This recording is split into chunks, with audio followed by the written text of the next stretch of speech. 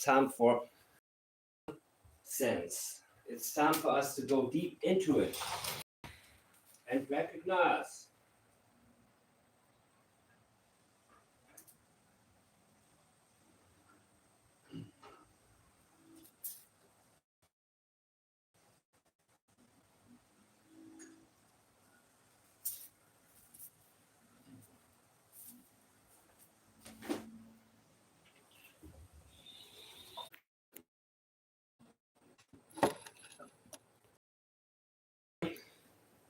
it's all of a sudden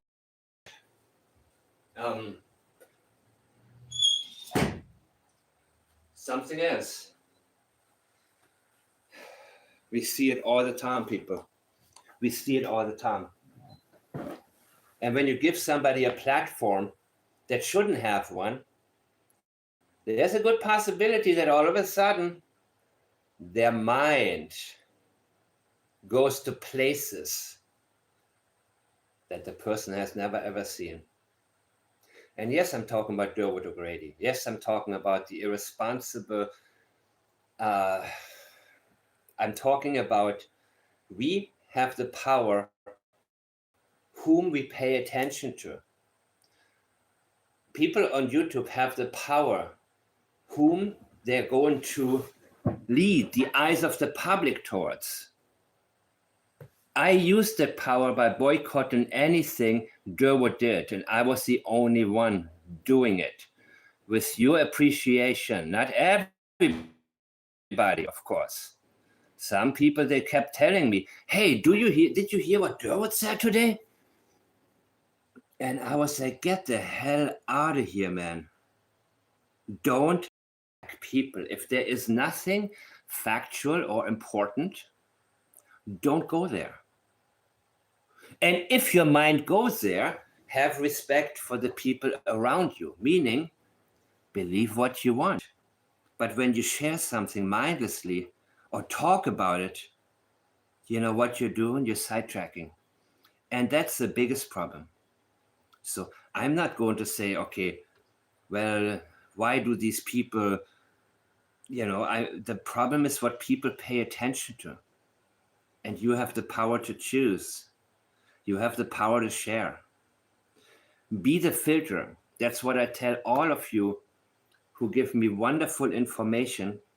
And then sometimes you share something where I'm asking myself, what the hell am I looking at? Why is this item in the tree supposed to be Jack's puller?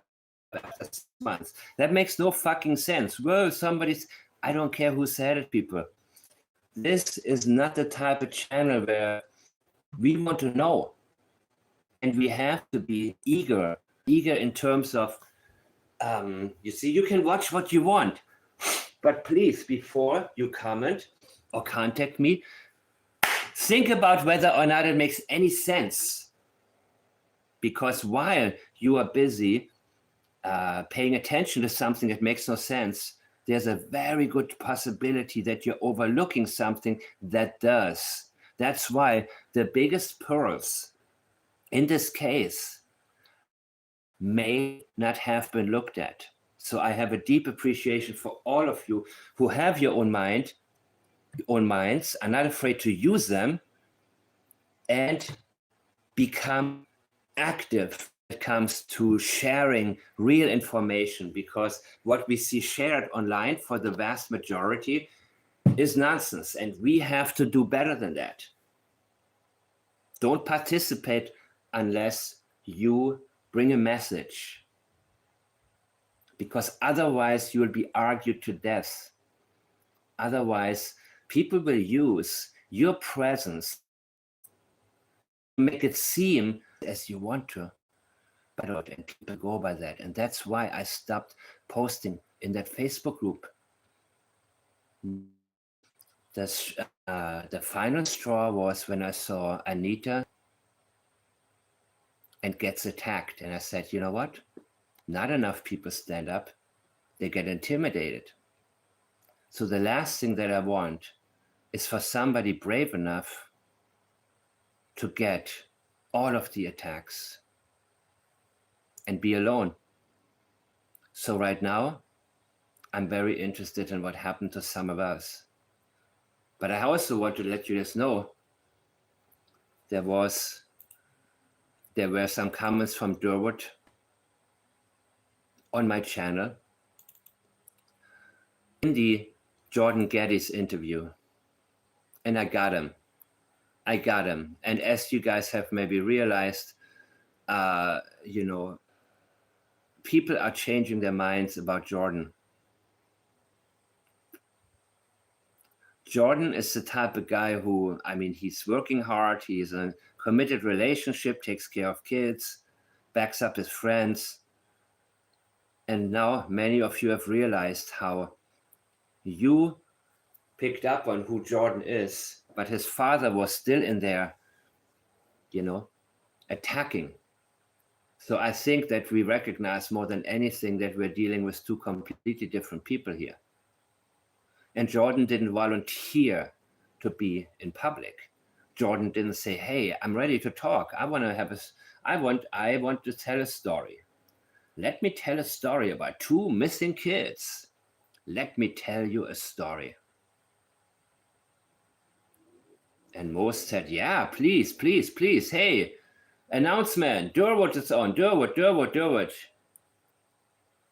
I'm proud of the people that I still see in my chat. I'm proud of the people who never bit the bait in the beginning.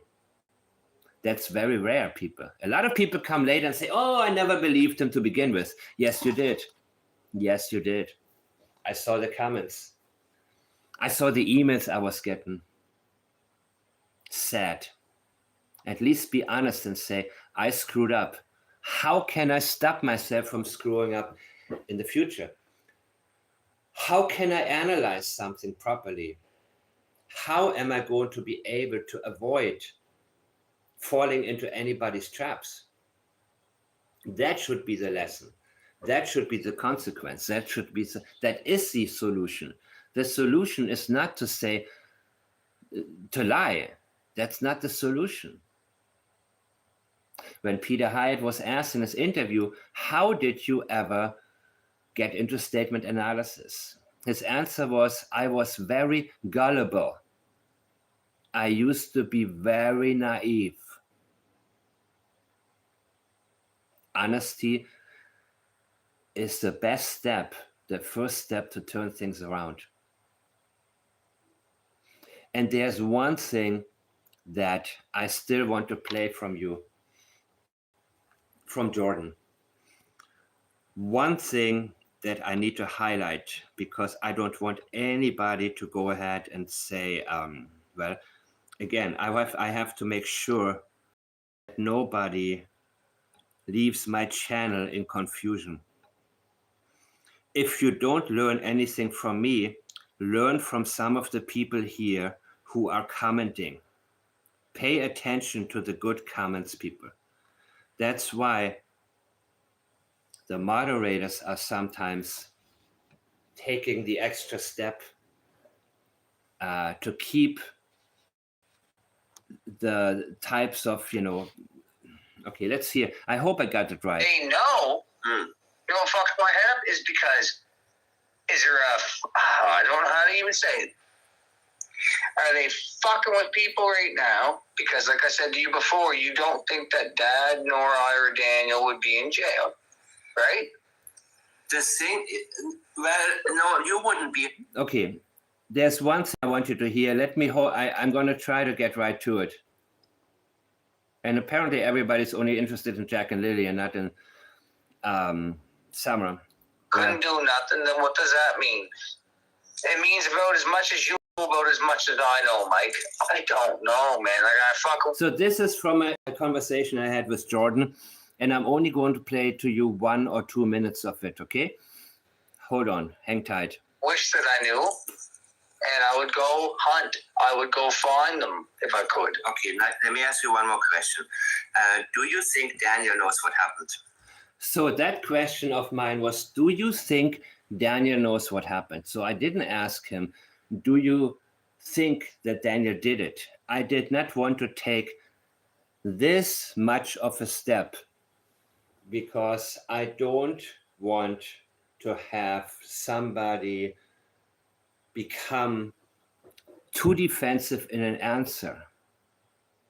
The best thing that we can do is allow somebody to express his or her mind, meaning allowing yourself to go. I had quite a few conversations recently about Summer Wars, Fred Hill, Andy Bernard,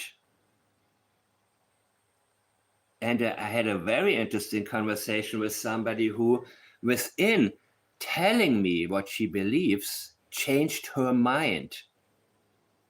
And that was because of the question I was asking. The dumbest thing law enforcement can do is what they did with Daniel Martel. You know why? They said, you did this. You murdered the children. That is the dumbest thing you can possibly do as an investigator, because you give him an excuse to be defensive in the very beginning. You give him an excuse.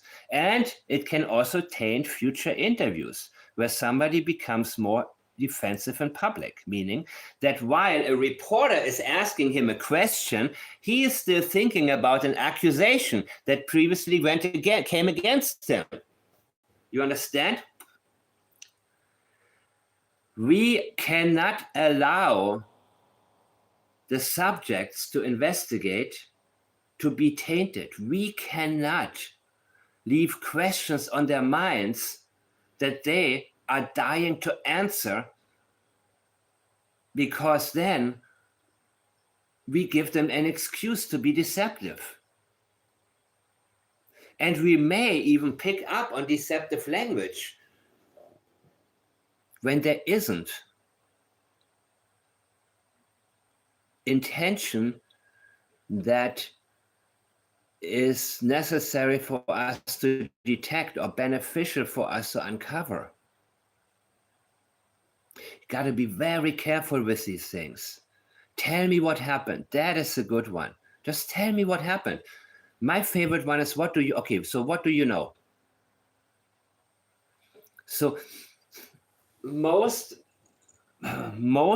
will ask, or most instructors are telling their students the best question is to ask, tell me what happened. In my opinion, what do you know can be a better one at times. It depends on the situation. So I like to switch between the two. But my favorite is, what do you know? Hey, what's up? All right, you were there. Where were you? Okay, what do you know? Who are you? You're the husband of the deceased lady? Cool. What do you know? What do you mean? What do I know? I don't. Well, you allow people to start, and maybe they are suddenly confronted with what they actually know. And sometimes, or many times, what they know is exactly what they want to hide. And I will explain it a little bit more in the future. But there's a reason that certain types of questions have become my favorites, even though I was trained to have other favorites. So in this particular case, I am going to be logical, step by step, and listen more than anything.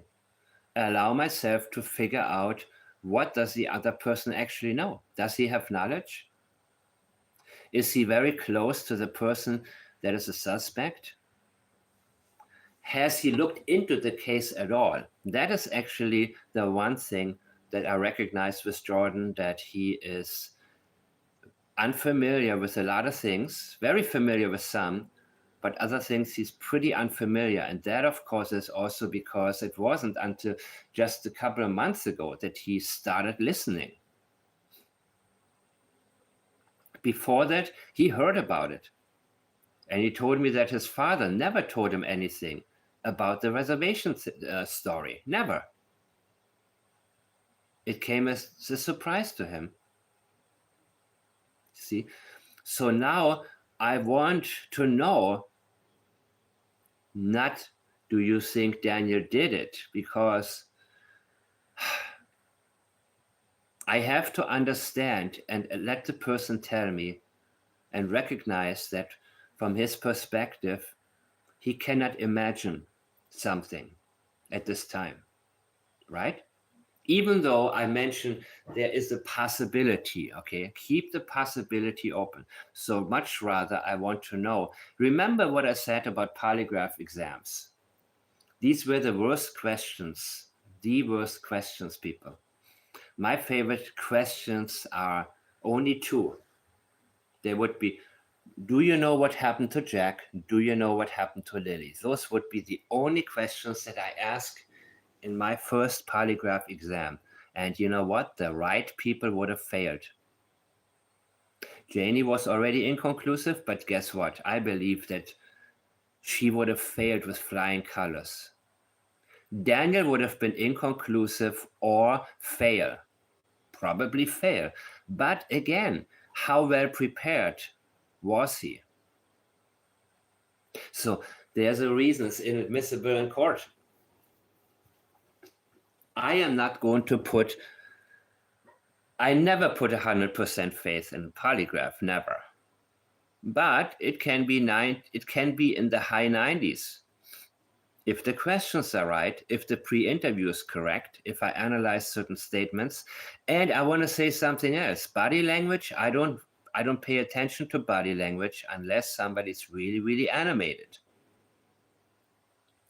I pay attention to facial language. Remember that term, because I just came up with it. Facial language. I like to read facial language.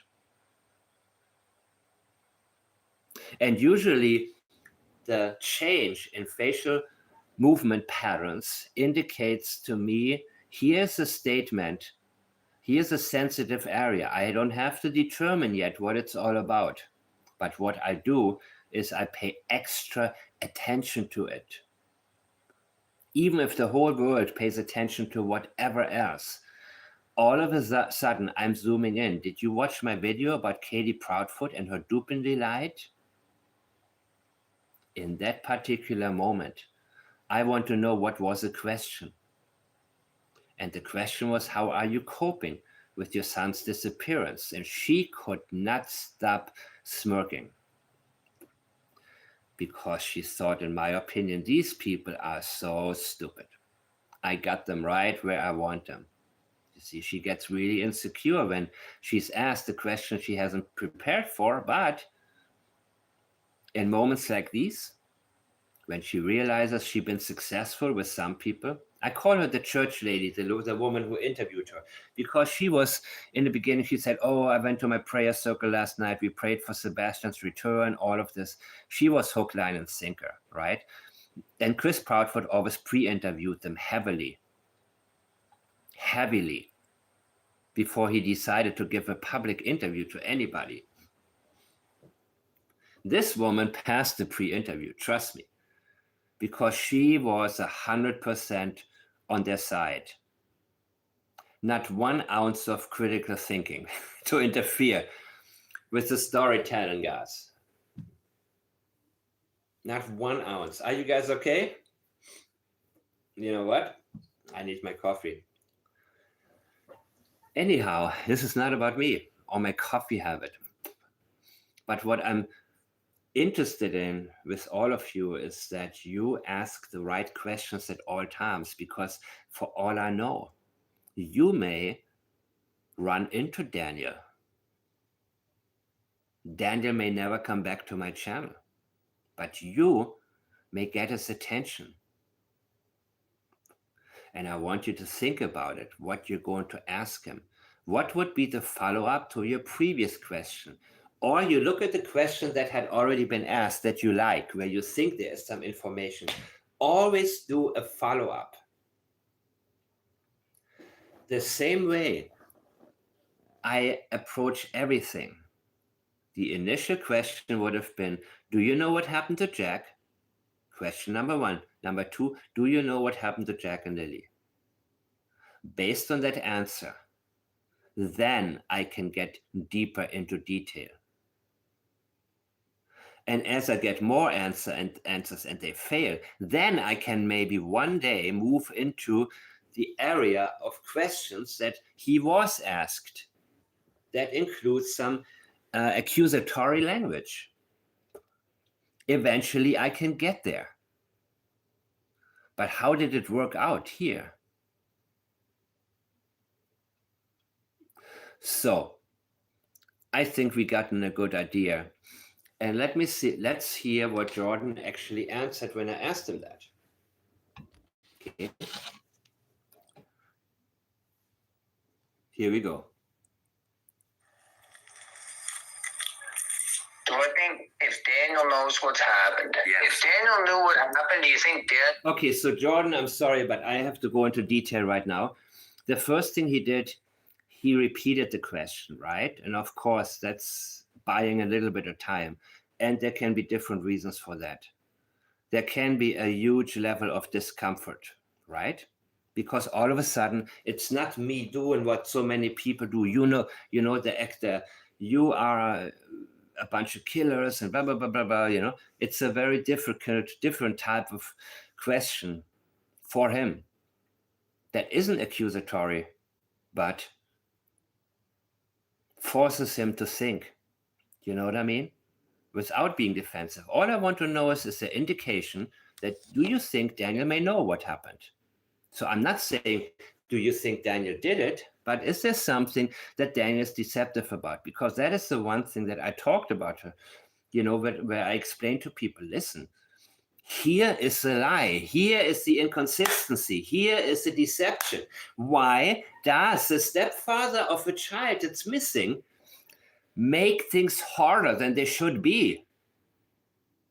Because you should be the one clearing everything up. Wait, I was here at this time. I was there at that time. Okay, let me think. Okay, here we go. Here's my answer. Let's clear it up so you guys can look in the right direction and find my children. That is the mission, people. That is the only mission that he should have, right? He should not create confusion. He should remove it. He should clear up all confusion. All three of them, Malaya, Janie, and Daniel. Doesn't matter, Janie, if you like the kids or not. This is different. If people didn't like somebody and the person goes missing, most people will say, okay, man, I want to know. Oh my God, I feel bad now. I want to help. Unless there is a desire to cover up. When there's a cover up, people, it's a whole different story. The moment cover up language comes in, it takes on a whole new dimension. So when I talk about Daniel creating confusion, Durwood creating confusion, not trying to clear things up, that is a huge red flag, people. And it's also a form of avoidance because it says, look over there, look more, look more, look more. His first sentence was, think about this. That was from Durwood. Think about this. That was his priority, as A. Balance pointed out. His intention was, of course, the same as always. Intentions rarely change. Let the piece puzzle come together. And once the intention becomes clear, without you trying too hard, it hardly ever changes, and it will make things much easier to detect in the future. There can be different types of intentions. There can be an intention poor, within which you see, okay, help Daniel sidetrack a little bit or a lot, sidetrack, tell a story, make it seem like, well, it's not Daniel. All of these things suddenly being in the spotlight, having people message you and people talk about you, and you're being asked questions. You're treated very well by people who, want to use you for their channels because they don't have anything to say of importance. So they say, hey, Durwood is on, Durwood. And then the sheep go like, bah, Durwood, bah. Hey, did you hear? Durwood. No, man, all of this. And it is very effective, guys. It's also effective the way a couple of months ago, RCMP changed its tune and said there is no criminal investigation. To you, this sounds absolutely ridiculous, but to most people, it doesn't. Most people read that headline and say, well, police, they know what they're doing. They know what they're talking about. Let the RCMP handle it. And then those are the people who don't know anything, and they want to feel like you don't know anything either. Because they want to feel smart. They don't want to feel stupid. So they're going to tell you, well, I don't know anything, and you think you're so special. What do you know? You don't know. Let the police handle it. They're professionals. You understand? I see these comments all the time. And that's why I said, I'm going to start posting on reply in there on Facebook. I'm not going to argue with a bunch of fake accounts. When in reality, it seems like 7 or 8 people are against me. In reality, it's 2 or 3 people running all of these accounts. They give the illusion and they scare off people. I don't get scared by these things, but I realize also the one person who stood up got attacked. And I realized, nope, don't do that. Don't stick your neck out. So I won't do it either. But keep my channel clean. Make sure that no matter what's going on, no matter what trap anybody falls into, you're going to have this place to discuss and share information. And the most rewarding thing is when I get great information from you, from people who already detect it. So please, especially in the member section, feel free to analyze things. Plunder had a good segment earlier. I mean, at least the first 30, 40 minutes of it were good, where she talked about, whether Nicole Kessler had something to do with it. And she talked about, people don't like her. That doesn't mean she was the one in the driveway that day. It was a really, really good, interesting segment. And there were some statements that I will get to later. And I hope, and I'm waiting, and I'm praying that some of you are going to make a post under one of my videos in the member section or under the image I posted and say, you know what? Check this out. Here is a statement. Let me give it a try. Let me go ahead and analyze it. Again, here in the public section, a lot of people don't want to do that. But you see, I want you to do it public. I want you to do it somewhere where you break the ice. And when the ice is broken, people will see what you have written and they will say, oh my gosh, I think I can do that too. And they may add something you may have missed. And don't worry, they do that all the time with me. When I go through the statements, there is a lot I'm missing. It's different when I'm by myself. It's different when I sit down or pre-record. When all I have is a statement and I have all the time to research and think about previous cases and think about the rules I agree with and that I don't agree with too much, then I rarely miss anything, except the moment that I'm aware that somebody's listening, somebody's watching, somebody may be as impatient as I can be. I think about those people and I figure, you know what, I got to get my shit together. I got to hurry up. And now I should really change the image that I put up there about Summer Wells, because guess what? I'm moving back into this area. And while I'm doing it, thinking about you guys, I realize, you know what? I have so much footage.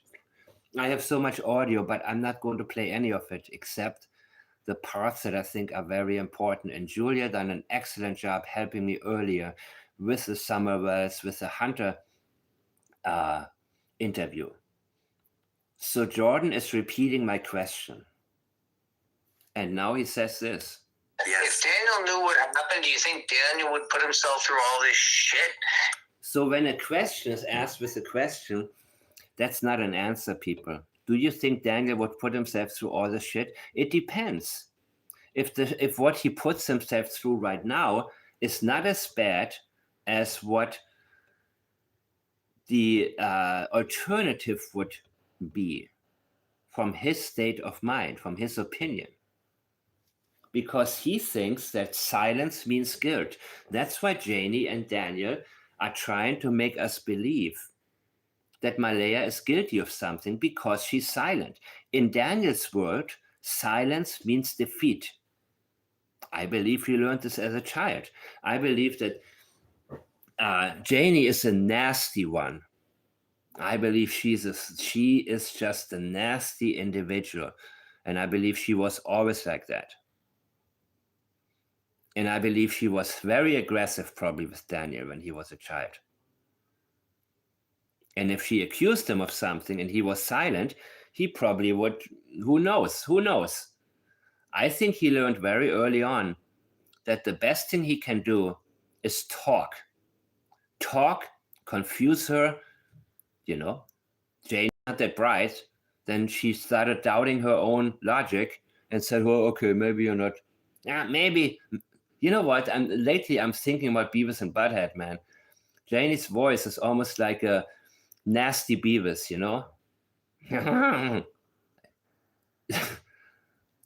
Never mind, it's different. Oh God, anyways. Daniel! It hurts right now to do it. I don't want to do it. Daniel has learned if I talk back, if I make things up, if I confuse my mom, I'm safe. I don't get yelled at or possibly beaten. I don't know. I mean, his father, of course. Oh, and he left a message. Yeah, okay. His father, of course. Yeah, when he says, be a man, put the phone down and be a man. So what would you do if there was no camera around? What would you have done with Tint? I have my own thoughts about that. Whether or not he may have been physically abusive. You see, the way you do anything is the way you do everything, more or less. Not 100%, but very often so, a certain pattern. When the pattern indicates that violence becomes the answer, the go-to mode.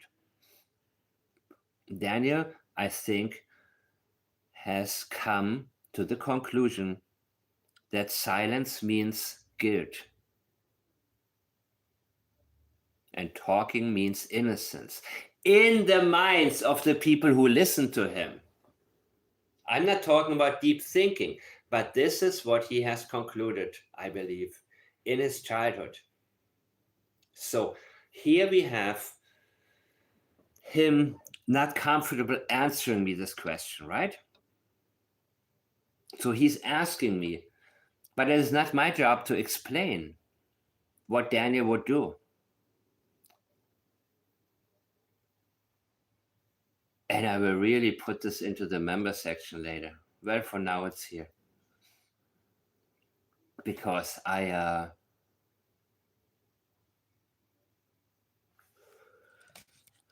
it's very little, okay?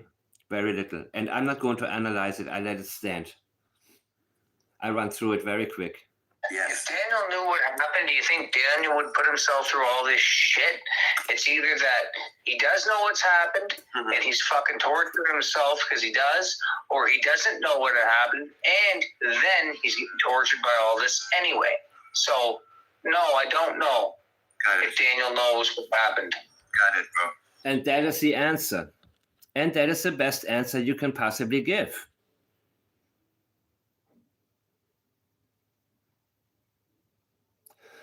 That is the best and most honest answer. So in the beginning, Jordan was pretty defensive. And he said, you know what? This is my friend. He didn't do it. Yeah, but look at this. No, I don't care. Right? Remember. So now There is a difference when I speak with people many times through my conversations, even in investigations. People realize that, you know what? You can drop the defensive. I am here to do it systematically. My mind is not made up about anything. Every case is a blank piece of paper to me, guys. Everything is new. I assume they're telling me the truth, but then I allow them to talk me out of it as well. And boy, did Daniel do that. Did Daniel Martel ever do that? Every time that I want to, I don't want to, man, it's depressing. I don't want to think about what I'm thinking about. I want to have a time to say, you know what? Okay, I cannot change anything. Many people don't do their jobs. Many people failed the kids. The CPS didn't do all of this. I cannot be the one-man show who makes it all turn around. With you guys, yes. I can be maybe a spark to some of you. But then I realized everybody heading in the same direction. And some Karens are yelling at Wayne, Mackenzie, who's supposed to be a 70-year-old tough old dude. I don't want people on my property and then they're going to fall and sue me. We're here to find Jack and Lilly. And I'm thinking, what a stupid world we live in, man. You have stupid events, you attract stupid people. And it's going to get worse. But you know what? That's why I'm doing the summer Earth thing now, guys. However, the information that I get, the moment I get it, I go on here. So this is Durwood, of course. He doesn't even realize that his son is suffering right now. It doesn't even cross his mind. Go, Jordan, you tell these bastards. That was his comment, man. And again, these comments are no longer found in the commenting section because Julia, I don't even know if I want to promote them any further, man. Now, those of you who were here saw them already, right?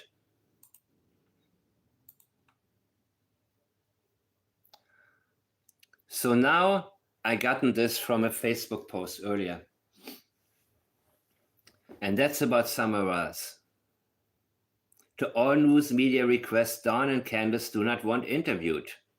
I don't know who wrote this. Somebody wrote it, but I saw it somewhere else. So I just figured I'm going to just download the image, put it up here. We are waiting for a statement from the TBI. Otherwise, it is just more drama and stirred pain. So there's nothing to say. Thank you to law enforcement's continued work. Yeah. Thank you for the 4-year break. Yeah, thank you. Well, better late than never, right? Should I go back to what Durwood said? I realize you guys are not that interested here, which is a weird feeling for me always. When I'm like, you know what I'm going to do? Just as an FYI moment, later on, I'm going to make another video. I'm going to pre-record one with these images of Durwood McGrady in my chat. Talking. And if you want to know any, you can rewatch this video. You can rewatch the video, and what you can do, pause it. Well, that's it for now.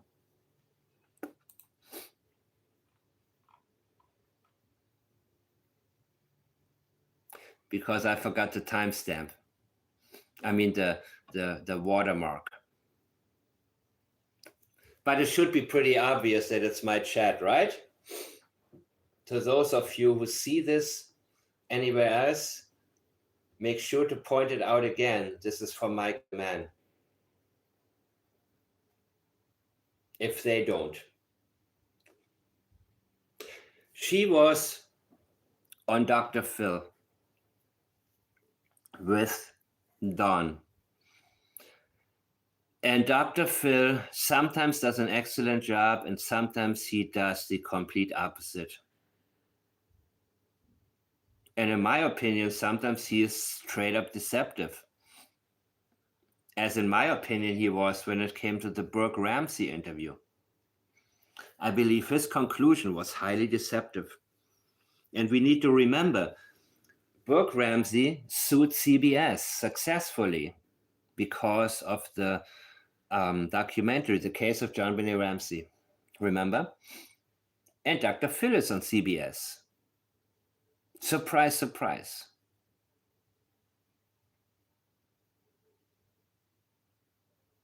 I hope you guys are interested in this. Doesn't seem like it, well, some of you are. So I want to pay attention to just a little bit, and then I'm going to go. First, I need some coffee to get it going. Give me 1 second. Or listen, and then we listen together. Well, let me ask you, Candace, if I understand correctly what you've said. You took Summer in the front door. Yes. And you said to the three boys, keep an eye on Summer. Yes. Okay. Just look at her. Look at how intense she is right now.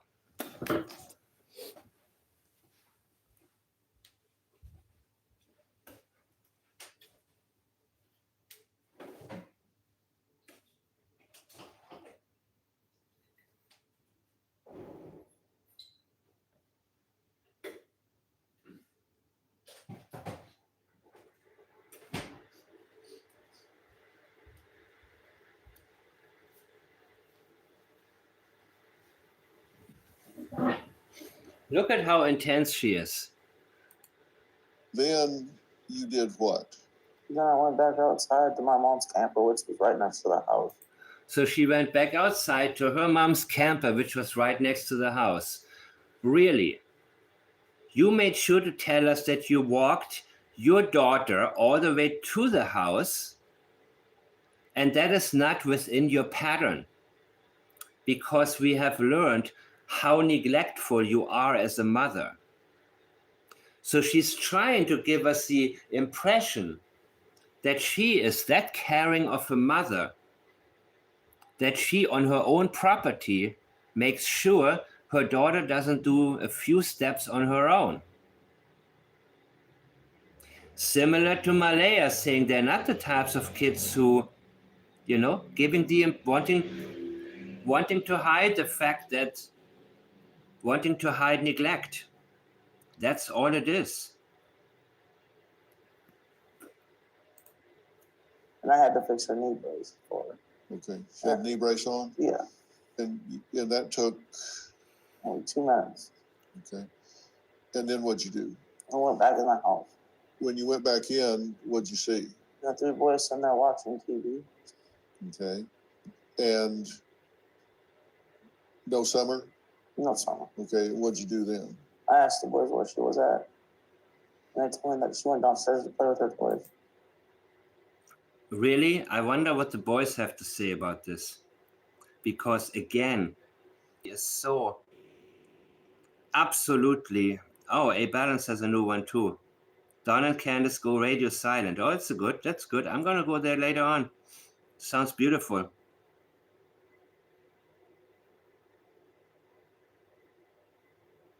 Beautiful. Okay. Listen to this. Listen to what she is trying to do. Listen to all of her priorities. I did this, I did that. I walked her to the house. Then I asked the boys, dude, you didn't even know your daughter was in distress for 10 or 15 seconds in the water hole. That's your pattern. Being intoxicated and high. Unavailable. Even though you don't work, you have all the time in the day to take care of children, but you're still unavailable on an emotional level, also in terms of your brain not being functioning. Self-involved. So the priority is to give the impression that she's a good mother, that she cares, that she asks. That's why there is a possibility that she said, "Where's Summer? What happened? What happened with Summer?" There's a possibility, sure. But why do you feel the need to mention all of this? Okay. She went downstairs to play with her toys. And now he's asking a good question. Would she do that? Would she say, "Hey, I'm going downstairs to play with my toys," or would she just? Well, the boys were half asleep from what I heard. From what I remember, half asleep, kind of watching TV, kind of not, just nodding off. I don't know. I'm not sure this happened, people. Go. No, she'd tell the boys. What'd you do then? Well, I hollered for her at first. And no response. No response. So what? Why? Why did you holler at her for her? Why would you do that? Is that something you usually? What was important? Give me 1 second, people.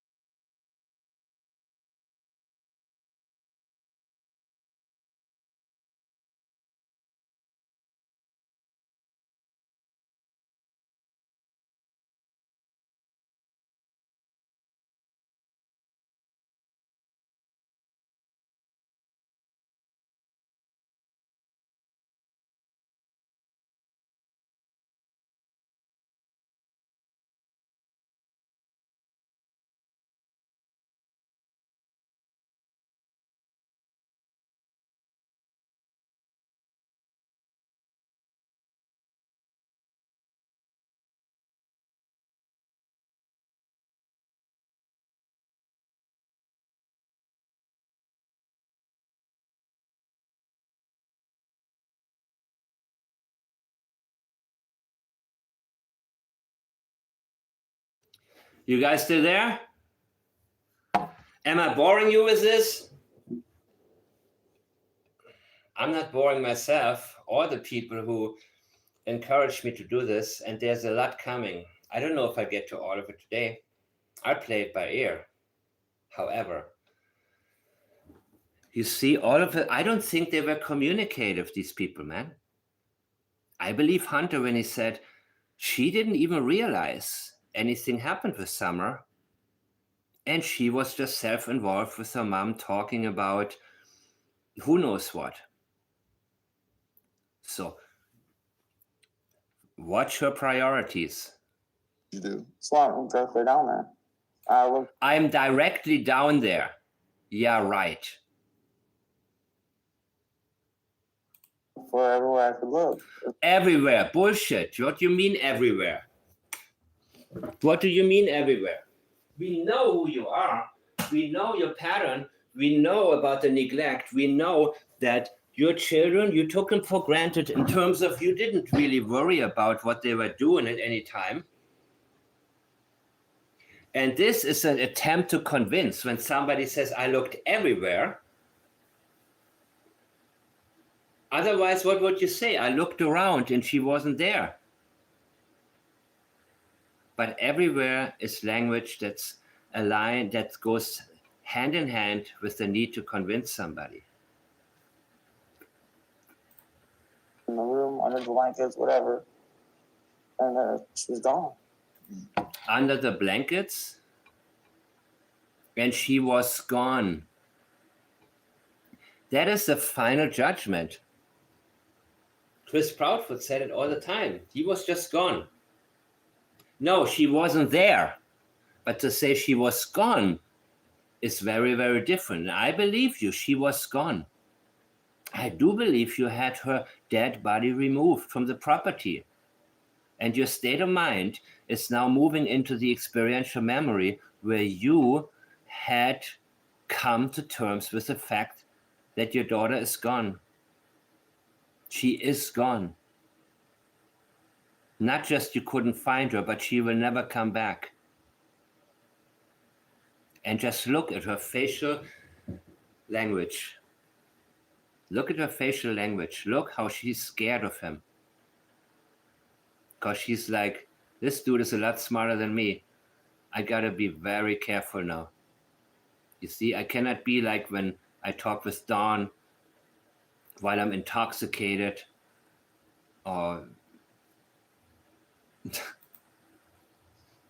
All right. What's the way to get out of there besides coming back upstairs? Just the basement door. That back door. Yeah. okay. So, what did the basement door look like? Okay. And if that door opens, could the boys hear it? No, if they had the TV up loud. Okay. Right. Good for you, right? The boys wouldn't have heard it. All right. Is she known to go out that back door? She'll go out the back door, but then she'll circle around by her swing. Okay. Okay. Back around to the front? Yeah. What we're seeing here is looking out that back door, correct? Yeah. All right. Now there's a road there. Is that a driveway. A driveway? Okay. Now, can that be seen from your mother's camper?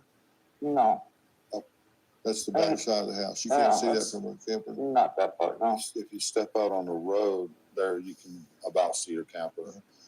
And that drive, And of course, there was so much else in this case that came up. You know, Don Wells and his stepsister.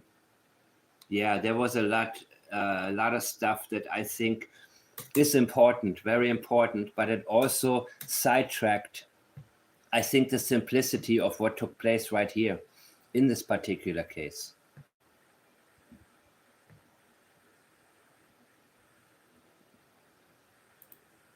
there goes up to the highway. It circles around the house right there. It goes to the top, and then it goes down around to it. It circles all the way around the house. Okay. Is that the back door? That's the back door. That's the door to her room. Yes. Okay. If she came out that back door and there was somebody there, could they have grabbed her right there? Yes. Yes, very quick. However, not with all the dogs on the property. So why is he so quick to say yes, rather than saying we have like 8 dogs there and they're vicious? Yeah. Then how would they make their escape? Back this direction, Well, away from the camper? the dog led the scent, went straight down that dog trail by that yellow generator, right from where that picture's taken. You're saying So I do believe dogs picked up the scent of when she was removed. then that this is the back door, Yes, sir. and you're saying that there was a scent that went this direction. Okay. Yes. All the way down to Ben Hill Road. All the way where? All the way down to Ben Hill Road. Okay. So there is a possibility, of course, that when she was transported away, somebody could have taken her down that way. There is this possibility, but it would have to have been somebody the dogs were familiar with, guys. Right? Right? Because Don wouldn't lie to us. He would tell us, oh, there was a huge, the dogs, our dogs, not the scent dogs, our dogs made loud, they were loud. None of that. None of that. Ben Hill Road. That is the name. Remember Ben Hill Road, as I will reference it again and again. Now, if this looks like a big circle, how do you get back to the highway? So you go down the driveway to Ben Hill Road and then turn left, and it takes you out to Beach Creek area. Okay, so for someone to drive away, they would have had to come on around the circle and exit here. That's a possibility, but we think they were parked down on the Ben Hill Road. Okay, so you think they would have walked on down through the woods to the road That was and left the car yes, down at the road? yes. And that's Okay. what the dogs indicated. Again, complete nonsense, people. They had so many dogs on this property. Impossible. Whoever removed the body is somebody that the dogs were familiar with, or they were there to make sure the dogs would not attack. Scent went down to the road, and then somewhere on that road, the scent disappeared. But how would they have known she was going to be there? Good question, because nobody was waiting down there.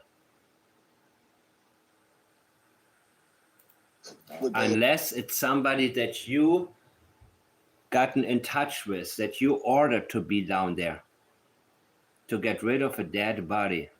And boy, did he clean up, man. Don Wells.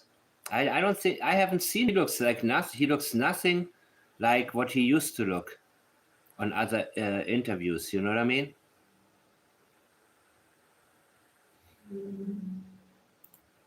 have gone inside the room to get her? Possibility. Yeah, right. With all the dogs. Yeah, right. I wasn't even aware the trail was there. Okay. I wasn't even aware the trail was there. Really? Really? Oh my God, these people, man. No wonder people don't like them. And this is what Plunder talked about earlier. When somebody claimed, a lot of people claim that Nicole Kessler was right there on the property that night, loading things into the truck. And I like what she pointed out. Just because you hate her doesn't mean she was there. The same way, I understand that people really dislike these neglectful people. But it doesn't mean that there was actual unaliving happening. It doesn't mean that.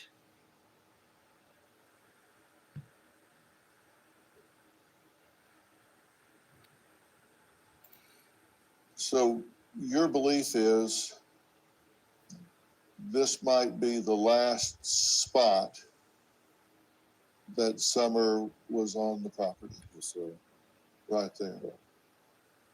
That Yeah, convenient, right? he was put in a vehicle there and driven away.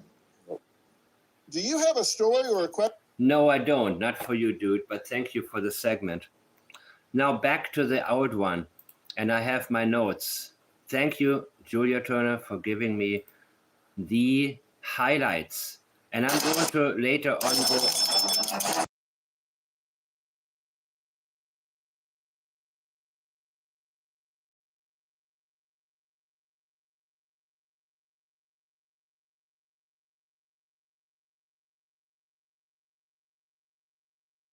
They had met Candace down at the sanitarium. Okay. And then she slowly introduced Candace to us and her mother. Okay. Okay, this part is not interesting. I think it starts at 16, right, Julia? 16 minutes. So I want to go, let me get my timestamp ready. Let me look at everything here for a minute, okay? So this is not an exciting, hey, let's see with, no, oh, let me see a balance maybe, what he talked about earlier. I will get to this. Let's play this. And I'm going to look for the timestamps. They may have, or, Yeah. you know, that kind of stuff. When she would have Summer even here, and if I was here, I would keep my distance. Because I didn't like the way she done her kids. Everybody's like, call DCS, call DCS. DCS has been called so Okay. many times on this I one. see the timestamp. Julia, would you mind explaining? I'm doing this now for the first time. No, the second time, but I didn't pay attention the first time. Give me 1 second, people. This is at 24 minutes and 5 seconds. And I'm really, I think we missed a lot before.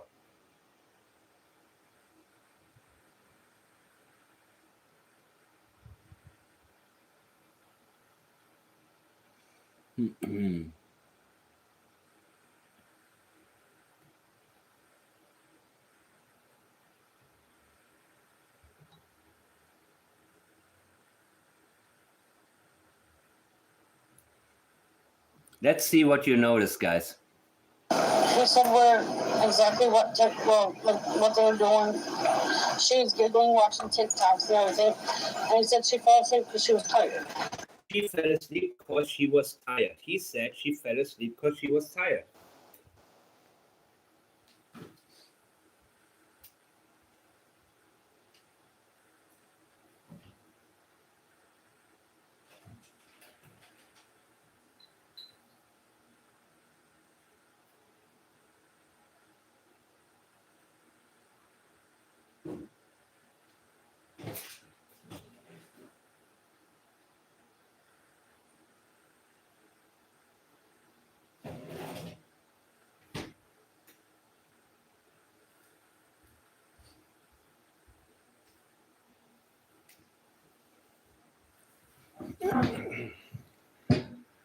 Hear that?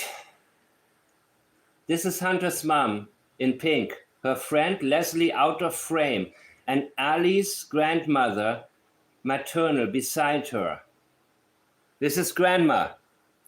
Ali is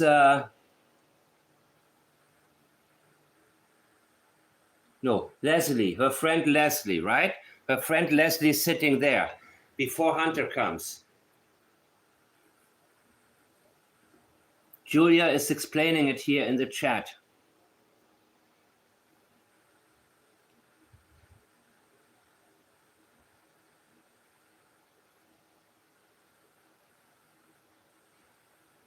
Bad angle. Oh my God, yeah. Look, these are not sophisticated people, Robin. I know. Not very self-aware, right? Hunter's mother. This one died, right? She died, right, Julia? The big one.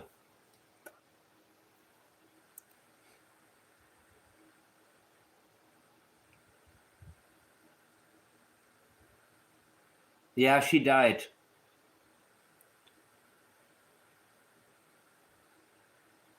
This is Ali. This is Hunter's mother, and she had passed away, guys. So this was 4 years ago. Does her mother still live? Probably, right?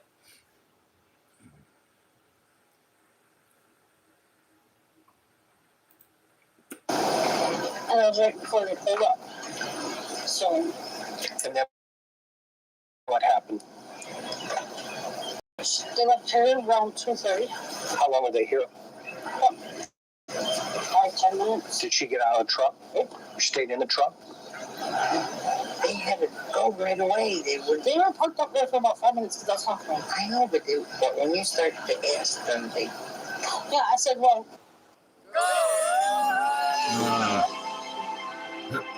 Okay, shut up. Here we go. Unfortunately, Hang out. Yeah, like. And thank you for the invitation, by the way, to come up on your porch. It's very kind. I wanted to hear how the fishing. She calls the grandma what? Grandbun? Karen McDonald? What's his name again? Jeez, man.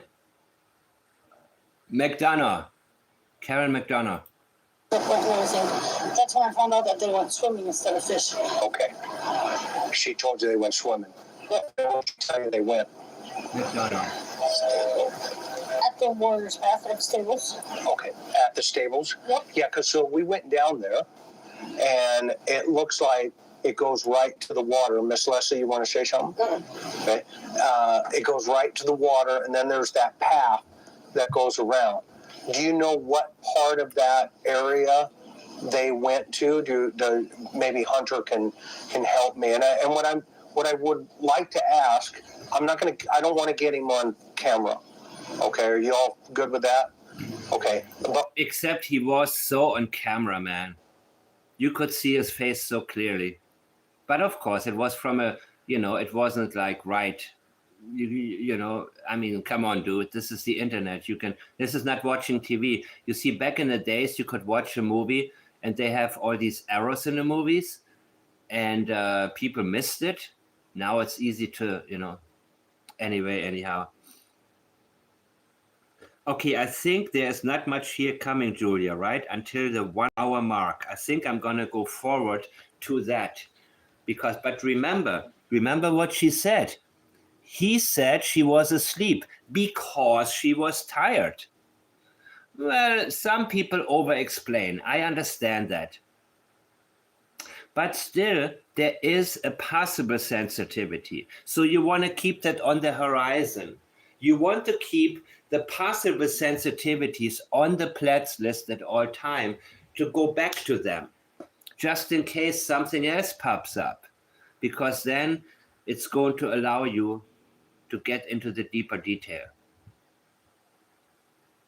To have to explain, why would somebody sleep? Well, unless you're tired, you're not going to be able to sleep, right? Unless you're going to be sedated. So, yeah, there are people, I don't know. Like Jim Carrey said in Dumb and Dumber, I like them country folks. I guess there are people who over-explain certain things, but again, this could be not a sensitivity. What I would like is maybe turn the chair so he's facing that way, so I can sit on the other side of him, because I think he's got a lot of really important information, and it will do two things. And we're going to cut all this, by the way, so don't, do two things. Number one, if he talks about it, okay, it's going to help him, number one. Number two, okay, people... How is it going to help him, dude? Sorry, but I'm analyzing everything. So I also analyze the way that he is getting people to do something, which is talk to him, which they normally wouldn't. So yeah, okay, they believe you. Job well done. It's gonna help him. Okay. We're throwing him under the bus, like left and right. Okay, and I'm hoping to alleviate some of that pressure. Okay. Now, no, that I believe. Miss Candace can be mad at you all day long, and so can Don. Right, exactly. But a 15-year-old boy does not need to be, thrown under the bus with social media and all the other things going on. So I think if we kind of eliminate some of that conversation to really what happened, then all the speculation goes away, and Hunter is able to say, okay, I'm good over here. Has he talked? I'm assuming he's talked to TBI, right? Yes. Okay. Extensively, right. Do they have any questions about him? Okay. Do you have any doubt about that? Okay. Okay, so that said, then if it's okay, not now, after we're done talking, I'll sit over. Karen, you sit behind right where you're at, and we'll put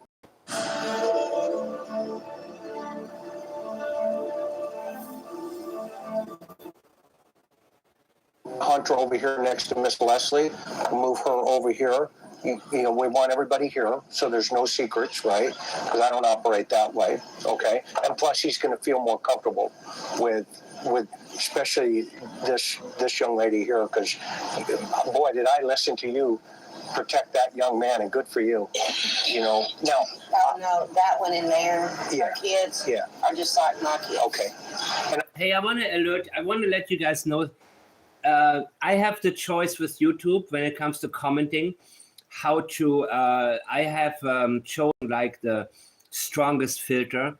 And of course, that was not just because of dirt, but also other types of attacks that I had in the back. So I'm sorry if some of the comments are getting removed. That is simply how I think it's best for the channel, for the live chat. Because I saw when I started this, I saw some of these horrible discussions that were out there, right? Just the constant name calling. And I said, you know what, man, yeah, it's okay when people get emotional at times, and I cuss once in a while. I mean, sometimes too much, I understand. But, so I wanted to, at the time I made the decision, I'm going to use the strongest filter, meaning I give YouTube the possibility to hold comments that are, I'm not being hypocritical, man. It's just that the types of people before in the beginning that would cuss would also be the ones who try to tell me that, Sebastian walked away from the house and everybody is, evil for suspecting the mother. And anyways, so no, it's not the moderators. I have this filter on, and so far it's been pretty good, in terms of making sure that we are able to not get sidetracked with people arguing. Okay, let's go. Coffee time. And I'm going to put something on the table, okay, that I understand, we understand probably more than the next person. We lost a son who was 20 years old in 2003, okay, in an accident, okay? My sister has 4 children. Yes, ma'am. Her oldest child was murdered in my driveway. Okay. And he was just like my son. Where was this? At my house. No. Where? What city? Kingsport. Okay. Did they catch the guy? Okay. The only reason I asked you, I was going to say maybe we can help. It sounds like you got him. Yeah. Oh, yeah, he was got 45 minutes after he killed him. Because I chased him down. See, your heart is pure, Miss Leslie. And my daughter called me and she said, Mom, you have to get back here. You have to get back here. And when I pulled back up my driveway, the Bikers Association against sex trafficked and abused children. So you're in the back seat. Hunter gets out.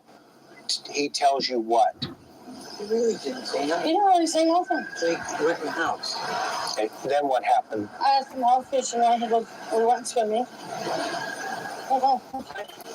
I asked him how it feels. He was fine. He didn't tell me anything about what happened. Nothing. His girlfriend's mom came and picked him up about 3 o'clock. And he went with him for a while.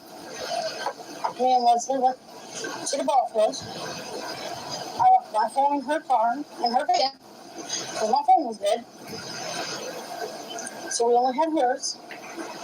We were on the ball field. We were actually on the opposite side of the ball field. We were watching her grandson practice because he was playing for the Packers at that time. And my phone, little Hunter, Lauren speaks to me. She gave me the phone. He goes, Mom, you gotta call Candace. Where was Hunter at when he called you? He was at his girlfriend's house. At his girlfriend's house. So that's with Leslie. No, I thought her name was Leslie too. His girlfriend's name was, That's okay. I don't need his girlfriend's name. Yeah, I don't need his girlfriend's name. Yeah, good call. Thank you. And he goes, Candace just called me. Summer's missing. We need to call her. I said, boy, stop pulling my leg. I do not want to talk to her. So, me and Leslie were talking. I said, I'll believe it. I said, just pull my leg trying to get me to talk to her. So, we continued watching football practice.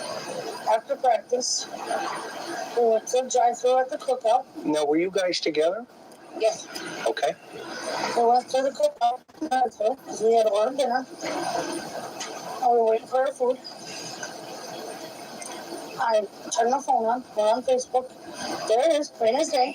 A picture of Summer missing that was posted by Hawkins County EMS.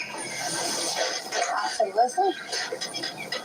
Oh shit, she was missing. Julia, I think I should move forward to 1 hour, right? That's where it's going to get good. Let me skip it, guys. There's not too much here. I'm going to go right up there to when it gets interesting.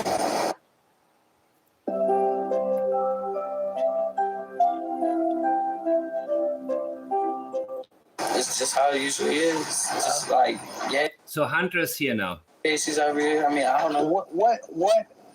What draws you to Summer, and what draws her to you?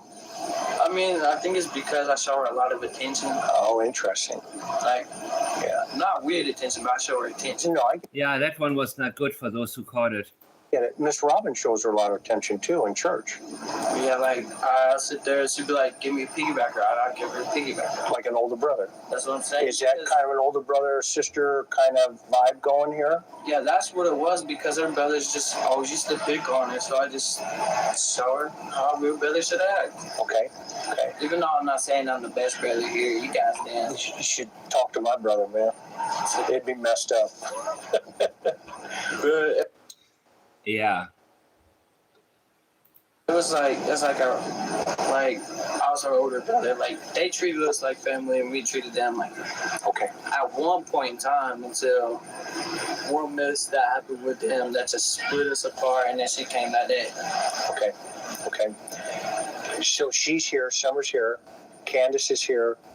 You get permission to go fishing because Summer's going fishing, and you were kind of acting like a big brother, and you thought it'd be cool to go with her. Yeah, Do I have that accurate? that's pretty accurate. Okay, not bad for an old man. And I mean, I wanted to get out the house anyways. Sure. I ain't even gonna put it to her. I just wanted to get.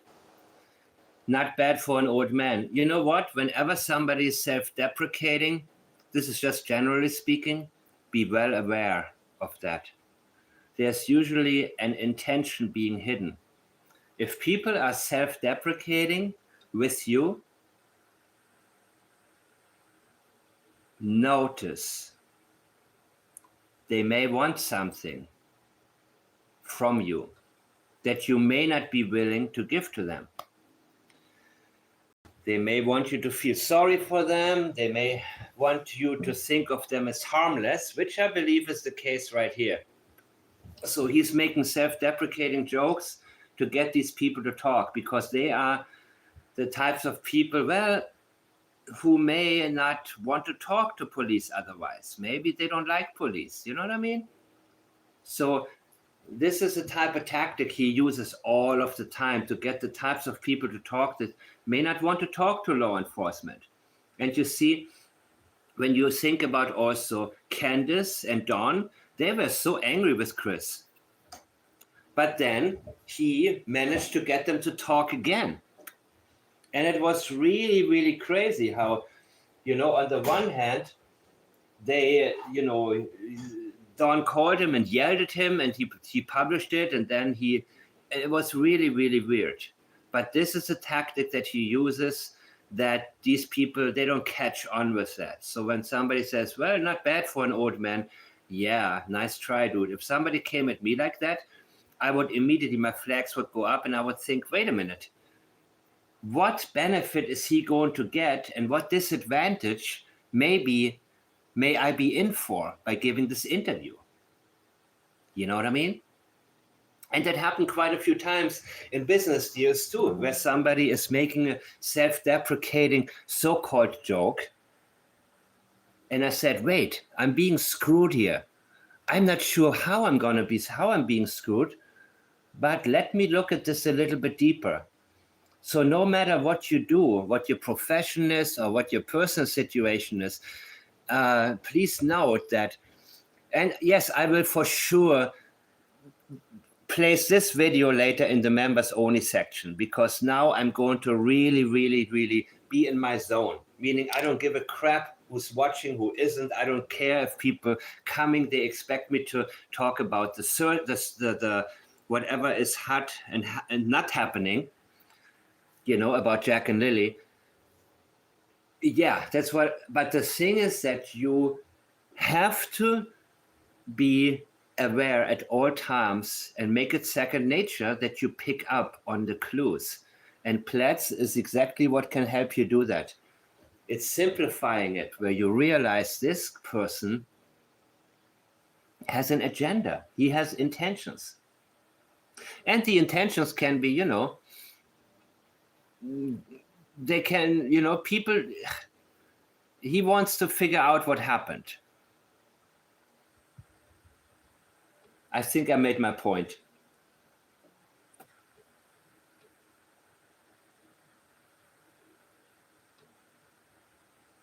I have always wondered why a person doesn't cover their belly. Because oh my God. You see, sometimes I hear someone do a video and point. Sorry, I've got to. Okay. And so what happened then? Believe me, it's hard for me not to go. Well, anyways. And then her grandmother calls her and says to come pick her up when we're sitting right there. Oh, It's going to come in a minute, guys. interesting. So, Oh, yeah. Texting frantically. I saw someone do a video and pointed out, I can't remember who. Yeah, don't remember who. Don't say it. Who, but a red car drives by and... Oh, you mean, was it... what's the name of Fred's girlfriend or wife? Julia. Ah.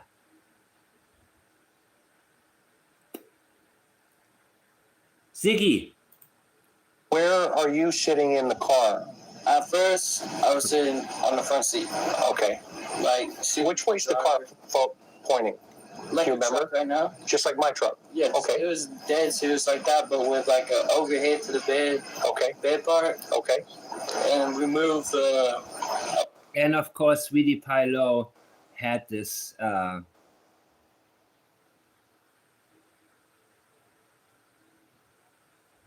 box to the back. Okay. And then we moved the box to the very back, the first one where the overhead to the bed is. And then we put another one back behind, like that passenger seat right there. Okay. Okay. And where's Summer? Summer, she is on the driver's side, in the back seat. Okay. Was there any milk or anything like that in the car at that time? listen. Until we got the priceless, which was like I think it was a few hours later. Okay. Got it. Okay. Was there any other stuff in the car? What is this?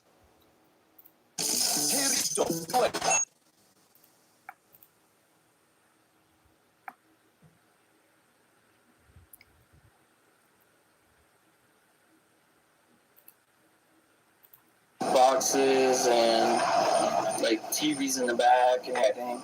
How was Summer acting about going fishing? Well, she gets excited because she likes to fish and swim. She's a little kid. She's energetic. Okay. And how's she dressed? Do you remember when you first saw her? The first saw, I think it was a pink little tank top Also not good. or purple. Okay. And I don't really do good for like something that happened like 3 weeks ago, a month ago. No, that's cool. That's I cool. can't remember happening yesterday. It's cool. You should see me drive. But Again, self-deprecation used to make people feel smarter about themselves so they can start to go deeper into detail to show off and show what they know and underestimate the person who interviews. And same like this used car salesman type of smile, it all goes hand in hand, people.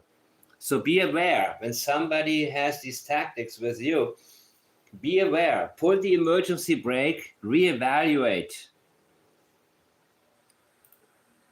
when we left, I think she had shorts on at first. Okay. Yeah, because she had shorts on because her mom put her bathing suit on her. Okay.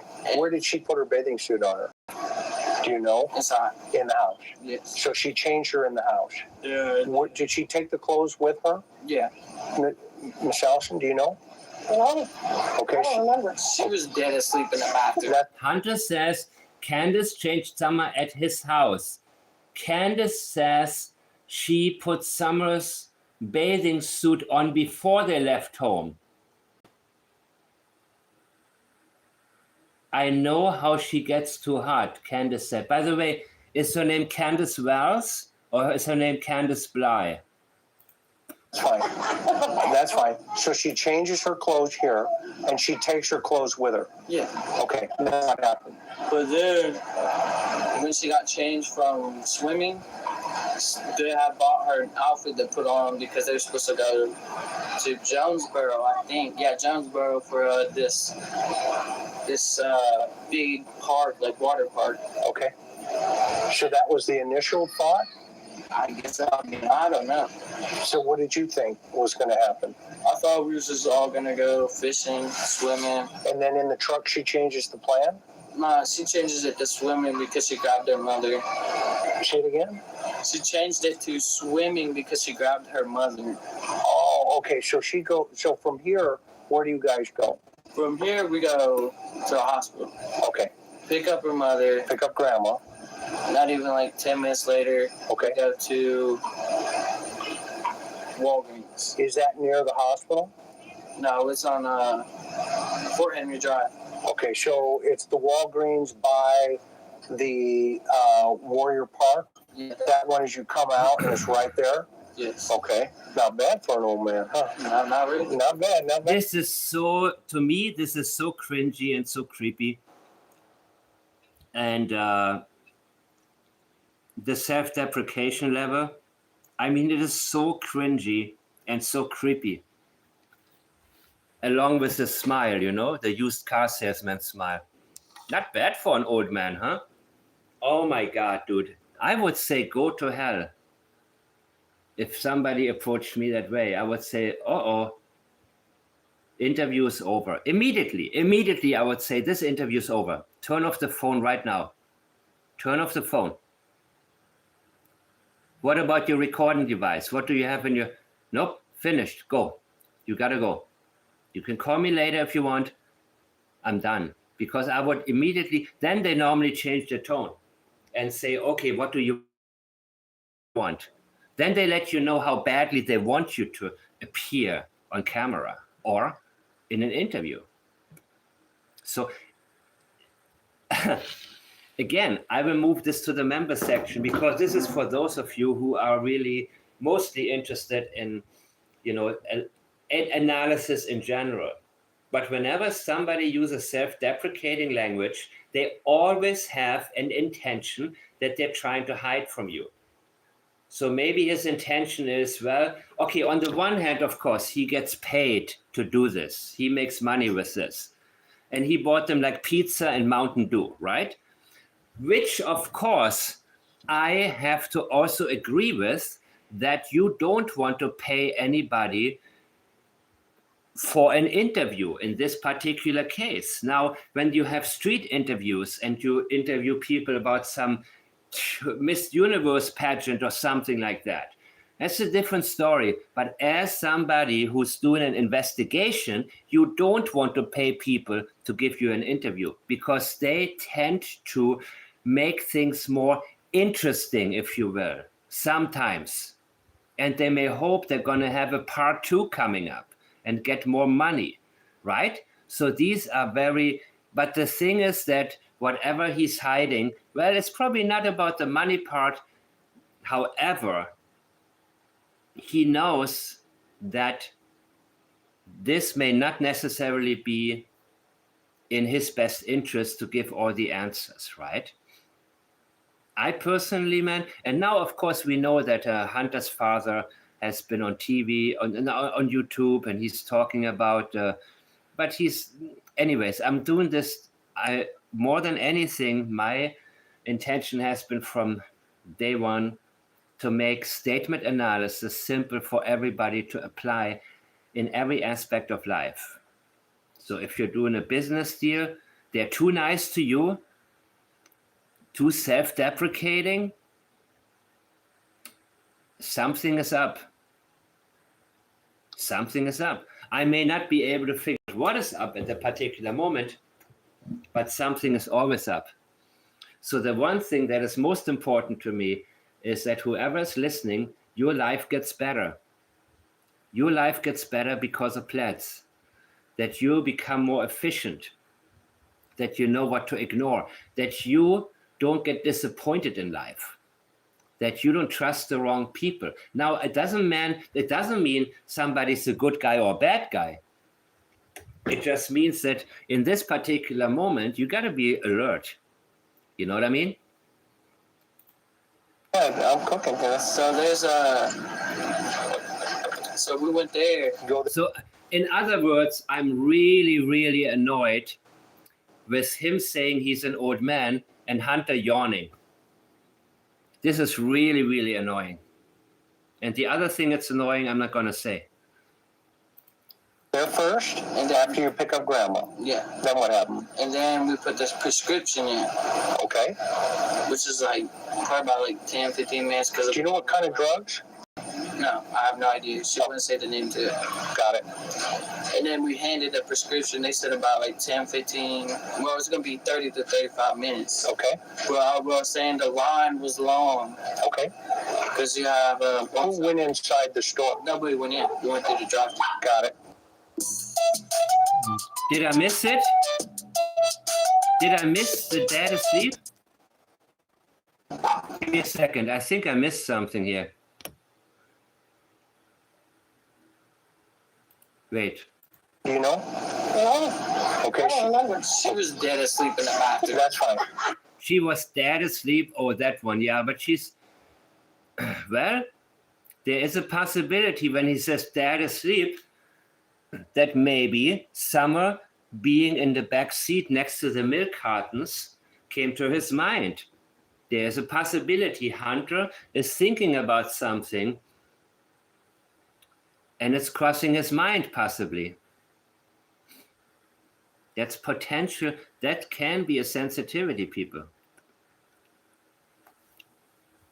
So he may suspect more than he's saying. He may actually know more than he's saying, but he may not want to go there because he could be thinking, what if I'm wrong? What if I'm wrong? These are possibilities.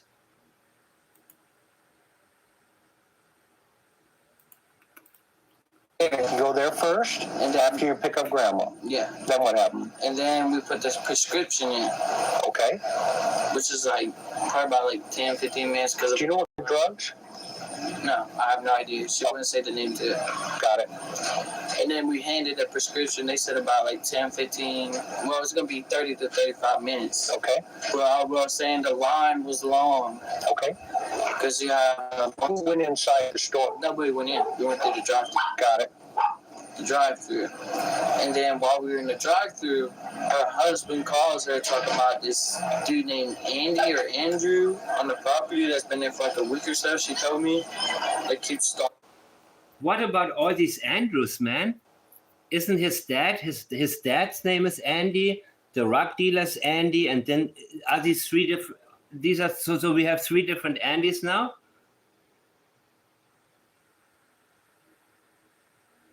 Can we assign them a last initial to make it a little easier?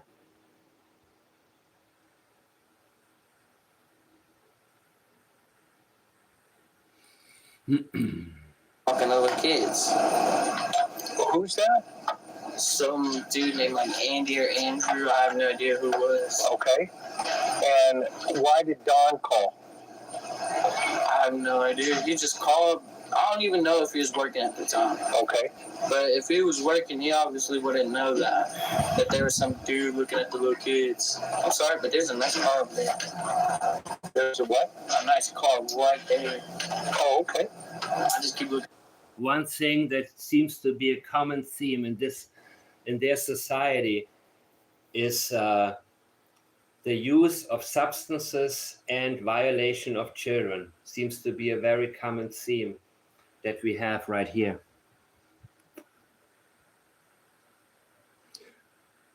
Yeah.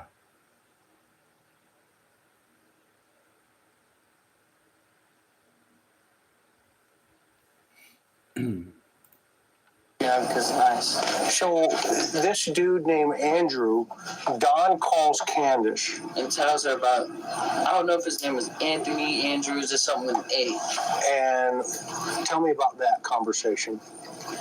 All I heard was, And how did you hear it? I heard because I asked her why he called. Okay. The only thing that she told me from the phone call is that there was some dude, Andrew, Anthony, Andy, whatever it was, just the name A. Okay. That's all I remember. Is that he's been up on the property for a week or two, trying to, like, I guess she said, touch the little kids. That's what I was told. He's trying to have what? Touch the little kids. Touch the kids? Like, give him a hug or something. What do you think? Do you think that's true? I mean, it could be because she's had this, name was Billy, right? Yes, Billy.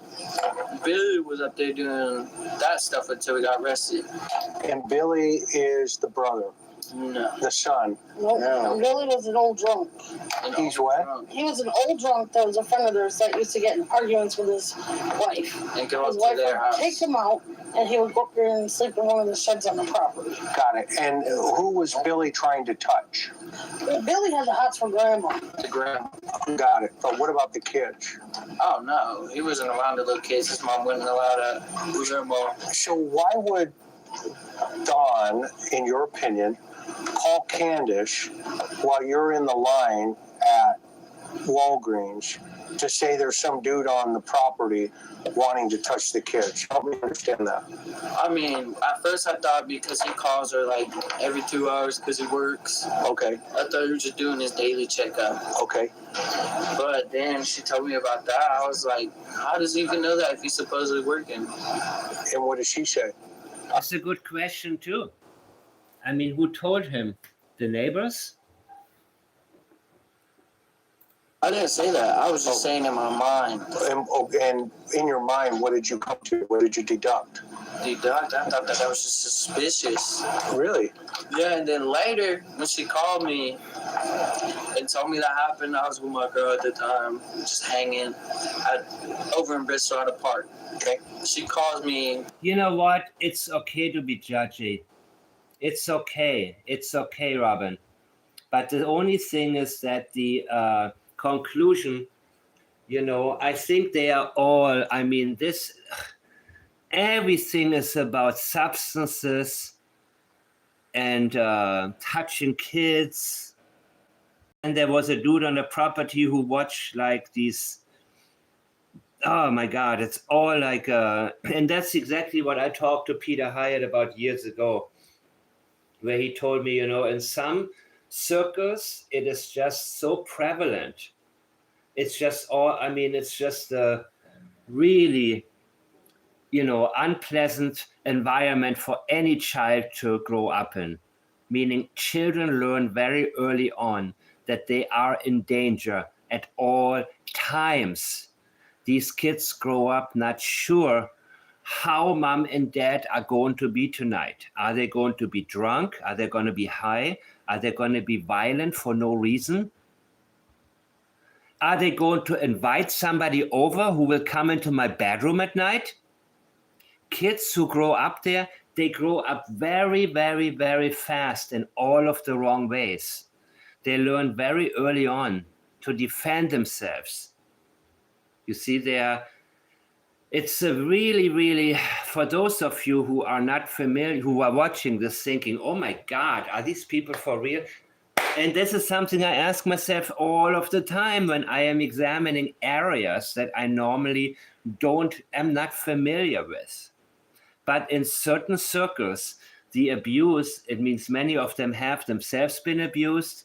It's being normalized. They are reenacting as children and later sometimes as grown-ups. That is a very, very dangerous, this is a very dangerous environment for children to be in, people. Forget about how you grew up, maybe. Forget about what it's like to be protected. You know, I mean, not everybody has been protected, of course, but this seems to be the norm here.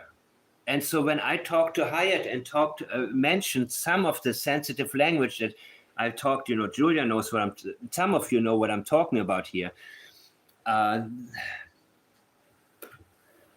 He said, you know what, man, this is just how, you have a society where the use of narcotics, and you see, when people are users, they invite the wrong people into their children's lives. And so are these people for real? Yeah, absolutely. Absolutely. I get judgy in some ways sometimes, but then I realize no. And guess what? People want Don and Candace to be guilty of something. And Don is guilty of a lot of things. And I don't know if you heard the interview back then. The stepsister was like, 8 years younger than him? Remind me how much younger. And she said every night he violated her when he was a teenager.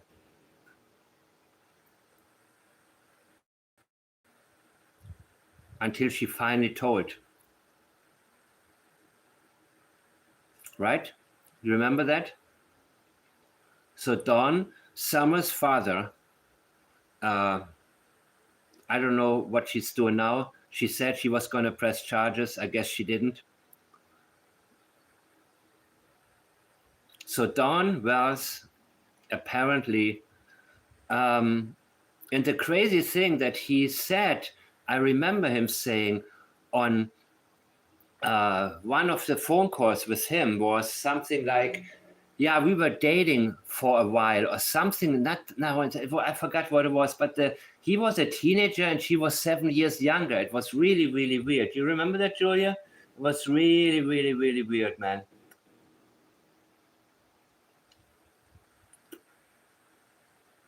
I agree. I don't get dressing up. I don't get the lack of self-awareness, Robin. It always baffles me when people don't have self-awareness. You know what I mean? But anyways.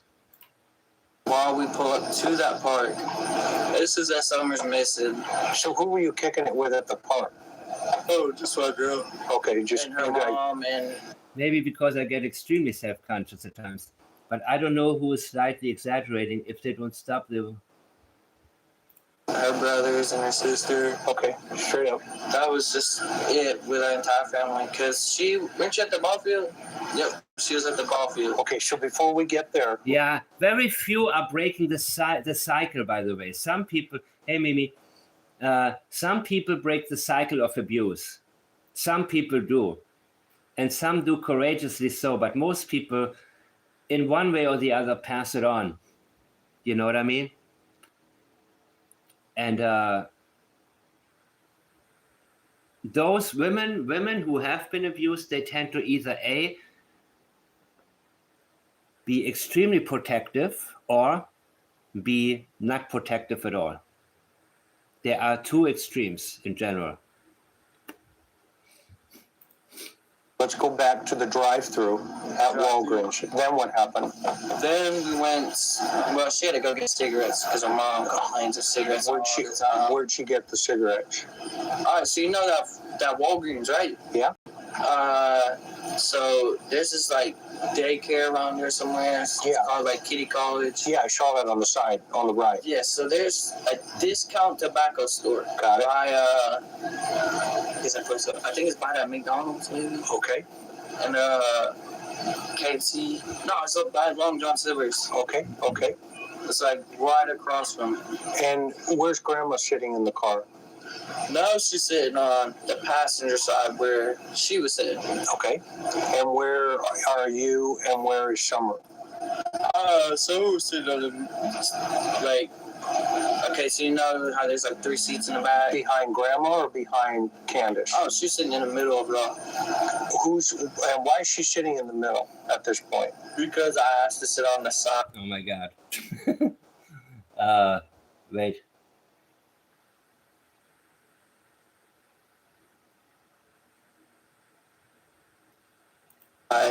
because she was gonna her grandma. I don't know what you're talking about. Let me see. It's like right across from it. And where's I need Grandma coffee, sitting in man. the car? Now she's sitting on the passenger side where she was sitting. Okay. And where are you and where is Summer? So we're sitting on the, like, okay, so you know how there's like 3 seats in the back? Behind Grandma or behind Candace? Oh, she's sitting in the middle of the, And why is she sitting in the middle at this point? because I asked to sit on the side because she was gonna, her grandma just got out of the hospital and she was like, let me sit in the passenger seat. I said, okay. So I sat behind her mom. Okay, got it. So then what happened? She goes and buys cigarettes? And Who gets out of the car? just Candace. Just Candy? You call her Candy? No, I call her Candace. Candice? Okay.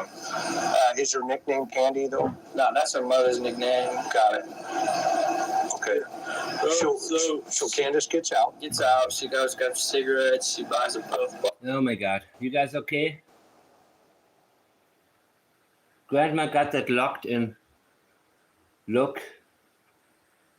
He's yawning again.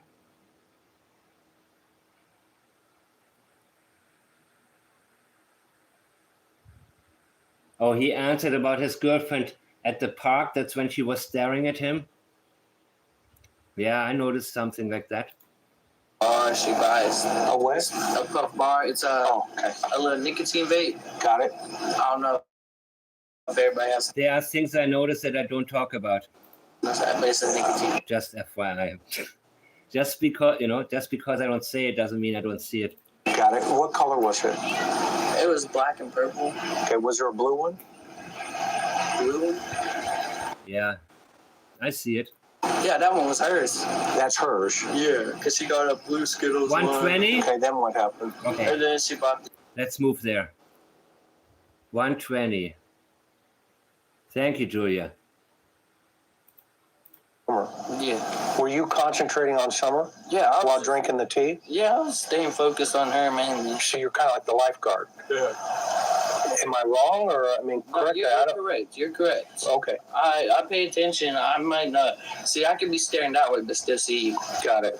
I do the same thing. Okay. I just keep an eye on I observe things more often than people do. You're street smart. Yeah. You're wise, because you never know. Oh, we Right? missed Julia, Julia. We noticed that missed before you some. even told me. I know somebody could walk up on you and boom, next thing you know it, right? Oh, Right. God. So you're watching her. She's underwater or goes underwater. Did you see her go underwater? No, I didn't see her go in the water because she was showing me a TikTok that she done with the dogs and the dirt bikes. Got it. Candace was. Yeah. So your focus was on the TikTok. For a second there, but then when I turned my eye that way, I just seen that. I don't know how long she could have been under there for, but I just seen I missed something at 113, right? There was something very important here. Check it out. What are you talking about? TikTok. Like, she was on TikTok looking at funny videos. Okay. And then she was looking through Facebook. We just have like our normal conversation. And like what? Like, we just talk about what we've done the past week. Normal conversation. How long we haven't seen each other for. That's just what we just mainly do. Just hang out. Okay. Does she like you? No. Not in that way? She has a husband. Okay, but in that way? Okay, so he's asking if Candace is interested in him in a certain way. And he said, no, she has a husband, not that way. Okay. Let's move on. Enough of this shit. Here we go.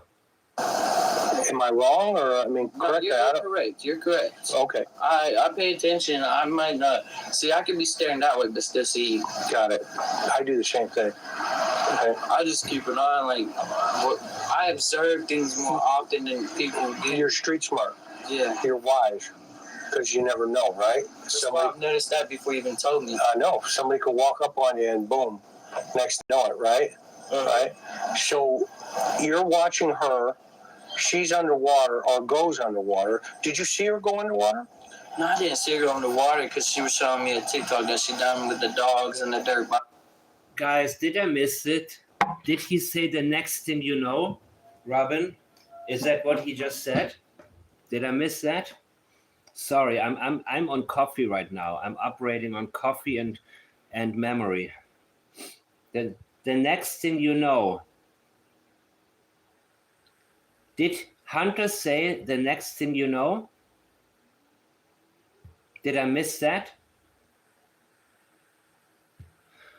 Okay, let me go back there. She always picks flowers everywhere she goes. So are they looking for flowers? No, she was talking about there were flowers one day that she wanted, that they were there. I guess they go there every time now. I don't know. Okay. But them flowers, she said that they were very pretty flowers and that she wished she could pick some of them. Okay. I guess that was what they was talking about before I went to go grab her. Okay. But then you noticed Summer. Yeah. Were you concentrating on Summer? Yeah. While drinking the tea? Yeah, I was staying focused on her mainly. So you're kind of like the lifeguard. Yeah.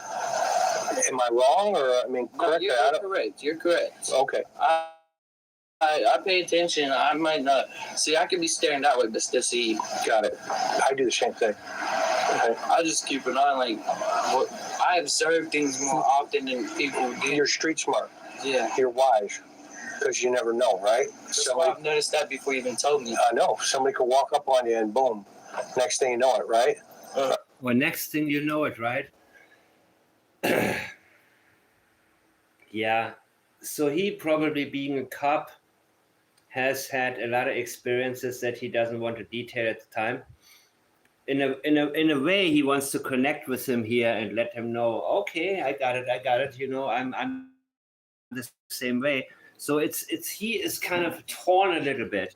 You know, he wants to connect with him, but he also doesn't want to seem threatening or knowing. He still wants to play dumb, but now he realizes, if I play too dumb, then Hunter's going to maybe lose interest in speaking with me. So when you say next thing you know, yeah, he's a storyteller right now. He has the intention of connecting with him in order to keep him talking. So he doesn't want to go into detail. He doesn't want to connect too deeply. He's not going to go into a situation where he says, yeah, you know, in my life, this happened or that happened. No, he wants to keep it. He's saying as much as he needs to be able to have Hunter connect with him. That is a tactic he's using. And it's highly deceptive. I mean, the way that most interviews with police are being done, deceptive language and law. If a police officer, for example, stops you, okay? And he says, where are you coming from? Don't answer that.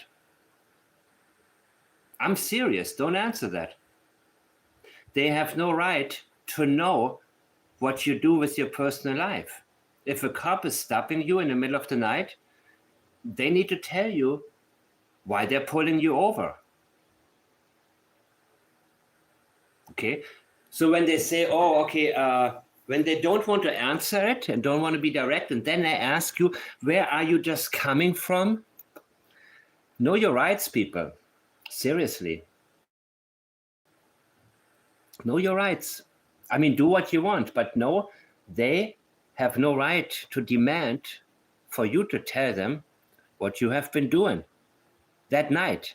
The reason they're asking this is because they're trying to find something, you know, to investigate. So if you say, I went to a restaurant, of course they're going to ask you, oh, really? Great. What did you have?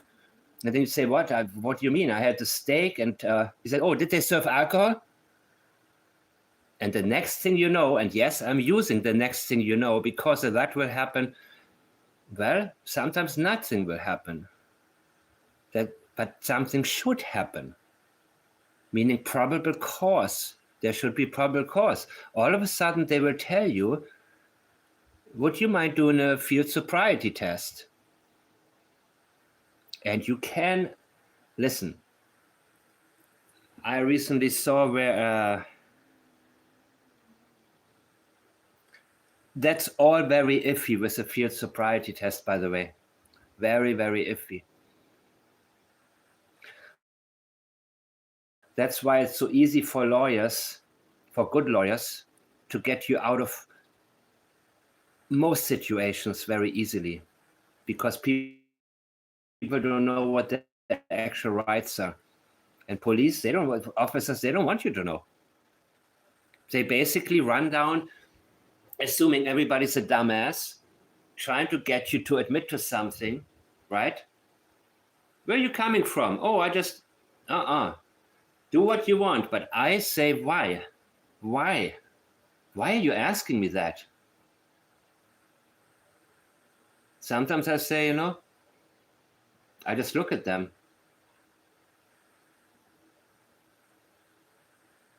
And I have different ways to let them know that I know.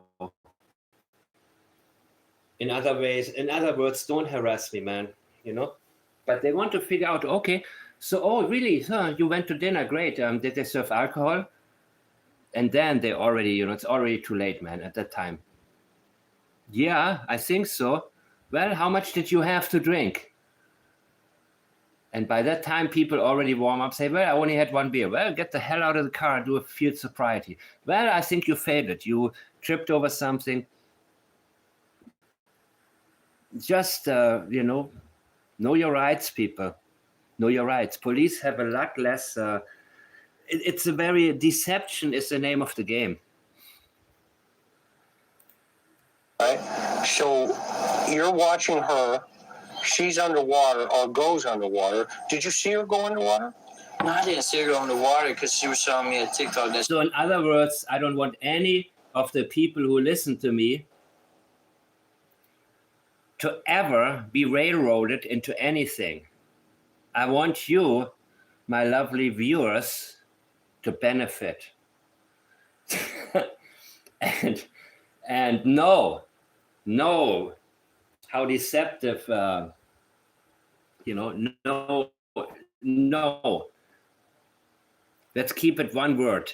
No. She done with the dogs and the dirt bikes. Got it. Candace was. Yeah. So your focus was on the TikTok. For a second there, but then when I turned my eye that way, I just seen that. I don't know how long she could have been under there for, but I just seen her under the water and I didn't see her come back up. So okay. I just seen her under the water and I didn't see her come back up. Did I miss something, Julia? Did I miss something? Okay, let's go back only a few seconds.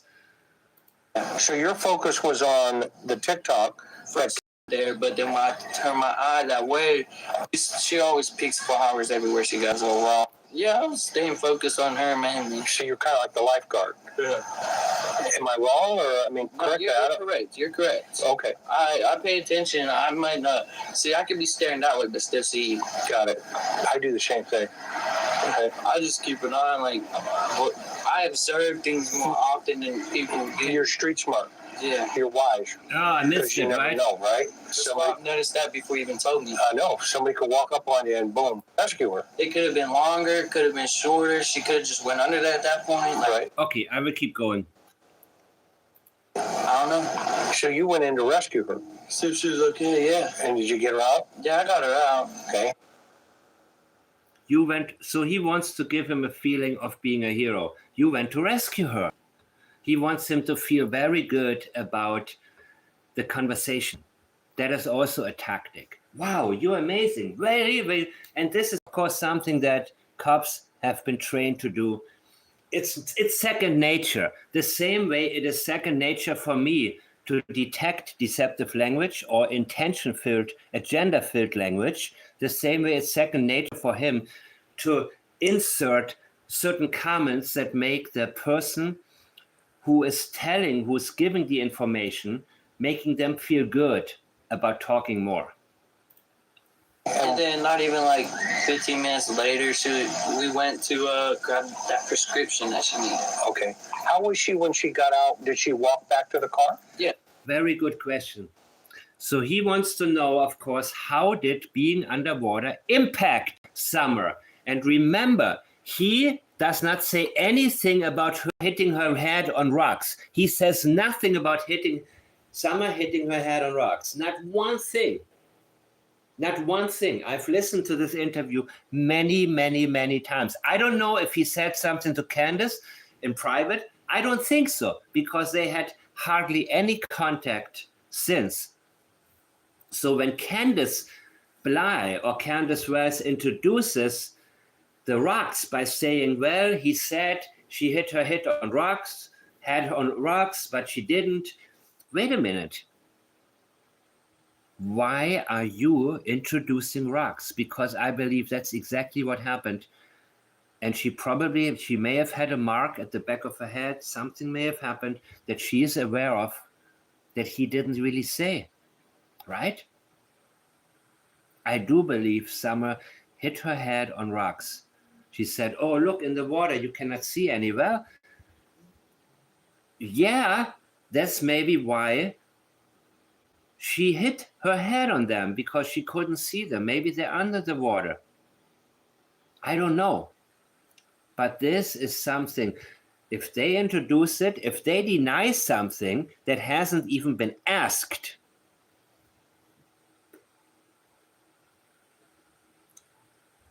if a wife asks her husband, where were you? It's 10 p.m. Where were you? No, I didn't fool around or anything. Yeah. Why are you introducing that? Or I didn't see any. Or when he says, oh, I was out with the guys. Immediately the language is like, oh, me and a bunch of guys. Yeah. The question was, where were you? Well, I was at the bar with my friends. No, me and the guys. In other words, no female.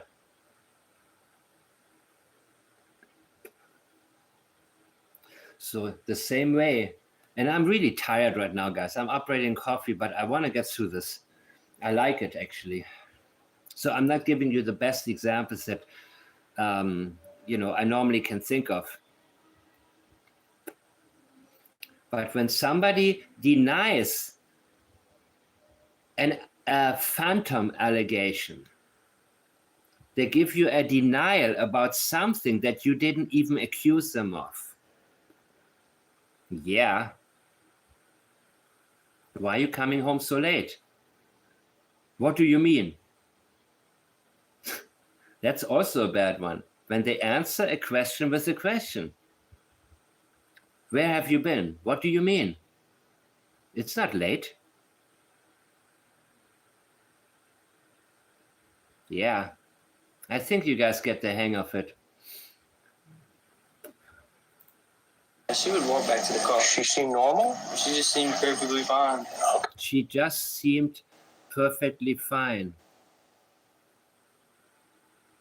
Perfectly fine? What could be on your mind? Okay. She seemed like someone? Yeah. Did it seem? Yeah, I mean, you see, here's the thing. If you listen to my earlier conversation, the part of the conversation with Jordan, or listen, there's a reason cops like to ask the same question twice. Now, it's not that often that they ask the question twice right in a row, back to back. Normally, they wait a little bit. They wait maybe 5 or 10 minutes, and then they throw in the same question again. There's a reason. Lawyers will tell you, do not talk to the police. And rightfully so. And again, I have no problem telling people what their rights are and what they shouldn't do, because I have seen too many innocent people getting railroaded by rookie cops who are over anxious to make an arrest stick. I love police as an organization, or the idea of it in general, but I can't help but also realize how often people have been railroaded into giving up their rights. So while people may say, Yeah, always the people with the lawyers, they can afford to. No. They only make sure that their client is granted the rights that everybody has. And the next time, I tell you guys, doesn't matter where in life, when you are confronted with an unpleasant situation, get your plaids going in the back of your mind. And know that the rights police officers have are extremely limited. That is why deception is so often used to get people to say something that can be used against them. Where are you coming from? None of your business. That would be the right answer. None of your business. How the hell, what, am I your son? Am I 5 years old and you're my dad? And you ask me, where are you coming from? It's none of your freaking business. That's where I'm coming from. I just went to the restaurant. The fact that you're answering also gives them the idea that you're insecure about something and you feel the need to be friendly and polite with them. The more you answer, the more they feel like you want to get out of there.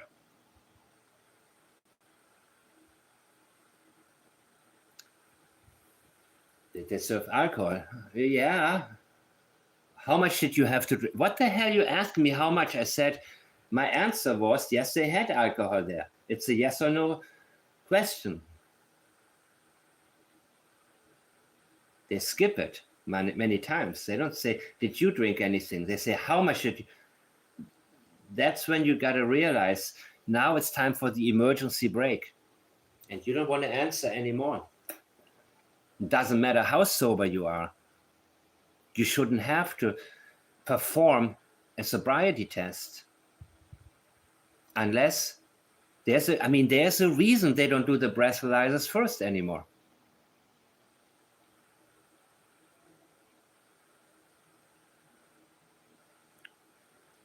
Anyways.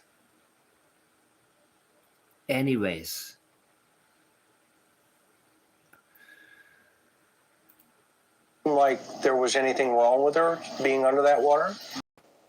Really, but you gotta think as a Not really. So now he has doubts. Now Hunter has doubts. And this is a very, very good tactic right now by McDonough. A very good tactic to not let him go. He says, you know what? I want to make very sure, because when something unusual happens, look for anything else that is unusual. Always. Summer is missing. She went underwater. Is it connected? Let's make sure it isn't. Not really. When you say not really, when somebody says no, not really,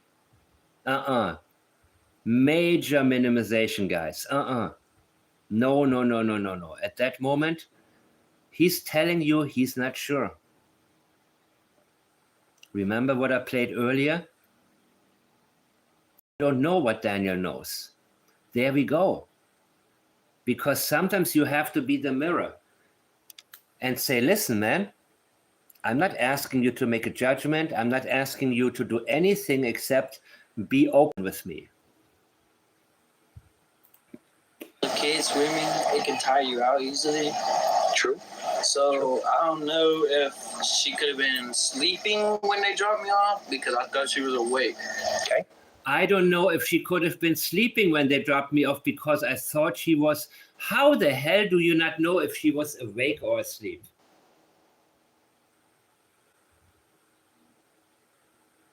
You didn't say goodbye to her? Is there something you suspect, but you don't really want to reveal more? You see, this is my second round. The second analysis is always where it gets good, because that's when you recognize what people are really thinking. That's when you get in there. กู้เงินที่ไหนปลอดภัย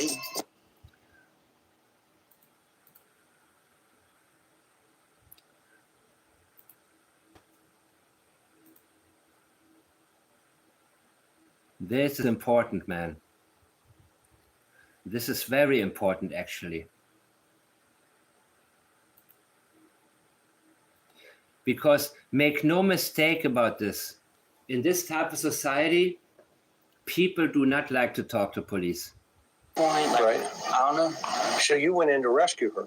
See if she was okay, yeah. And did you get her out? Yeah, I got her out. Okay. And then not even like from the water hole, Where do you go? we go to this thing called a hippie house. Hip house? Okay, wait, what did I... Shit, man. I gotta go sleep.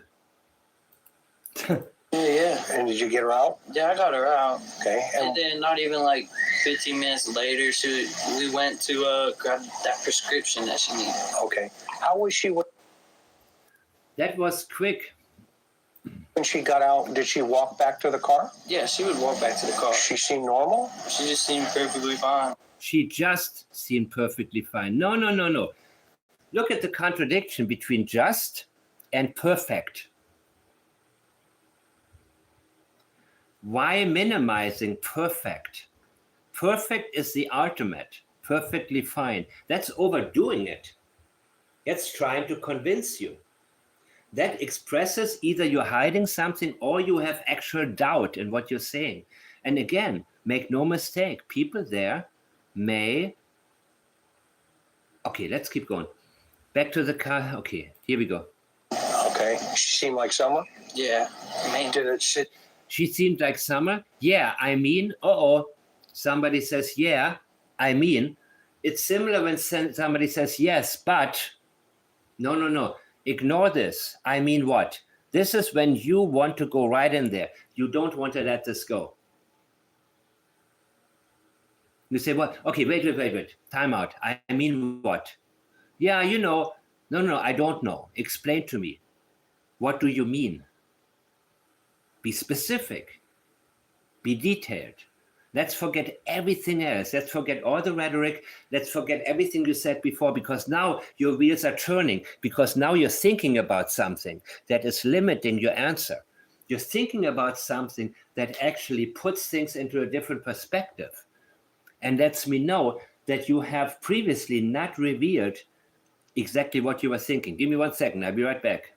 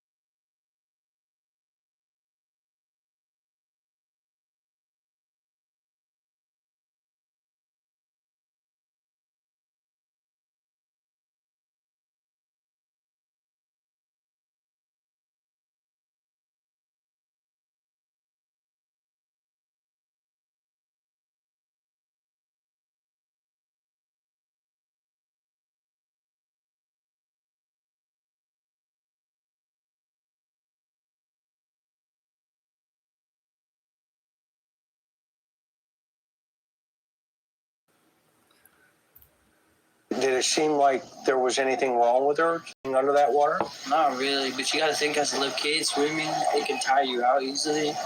True. So I don't know. You see, it can tire you out easily. So I don't know. What is he saying?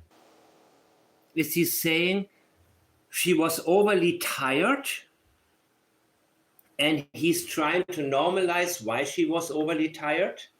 That's a very strong possibility that now he is thinking about it, saying, wait a minute, all of a sudden, she was very, very tired. This is what it is telling me, that she was not her normal self. Because that is why he uses these qualifiers. I mean, not really. Now his wheels are turning and he's probably thinking, wait a minute. So he's trying to explain what is on his mind in a different way. He doesn't want, for whatever reason we're going to get to later, he does not want to go there in his mind and in his language to express this type of possibility. And it can be that in the society that he is a part of, you don't accuse people of anything. You have to be very careful. You don't want to make enemies, in other words. So he's trying to explain why she may seem tired. Remember, what was the beginning thing earlier? Sleeping because she was tired? Yeah, why else would you sleep? You wouldn't be able to sleep unless you're tired. So he's trying to explain it in a different way. She could have been sleeping when they dropped me off because She could have been sleeping when they dropped me off because I thought she was awake. It makes no freaking sense. She could have been sleeping when they dropped me off because I thought she was awake. Makes no sense. When a sentence doesn't make sense, go right in there until it stops making sense. Right before it stops making sense, you want to stop. Tell me where the point is here. Sleeping when they dropped me off. I thought that she may have been sleeping when they dropped me off because I thought. What did you think? How else could he have finished the sentence? He is avoiding to tell you what is going to pop into his mind right now. He doesn't want to go there. This is major avoidance. And it is deceptive.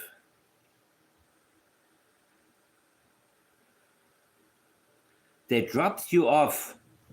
You said you were looking forward to spending time with Summer. You were looking forward. It was something that you say you're connected with her. What else was that? In a normal way or whatever language you say all, but you don't say goodbye to her and you don't remember if she was sleeping. I thought she was awake. No, people. Something is being hidden right now. He is hiding something. And we will find out what it is. But either way, let me see if you guys are still here. If you're still paying attention, if you're still awake, or if only your computer or your phone is on and you are already passed out in La La Land.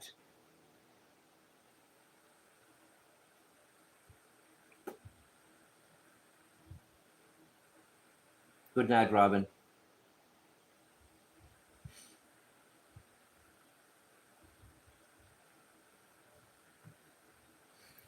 I'm going to finish in a minute, man. Okay. So from the water hole. You thought she was awake?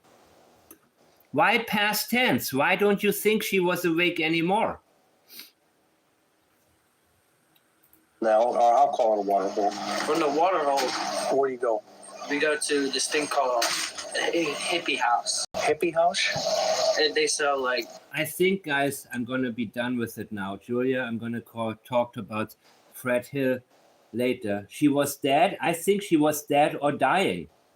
I think that's exactly what happened. And let me put up the picture again. Wait a minute.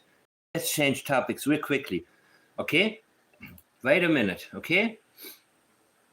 I'm trying to find something else here. What is Ziggy? Ziggy is Fred Hill's wife.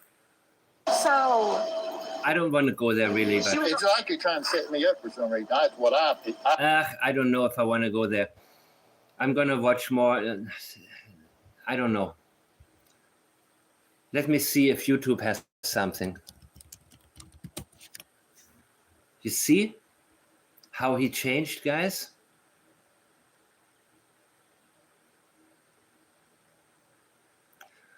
Oh shit, I forgot this.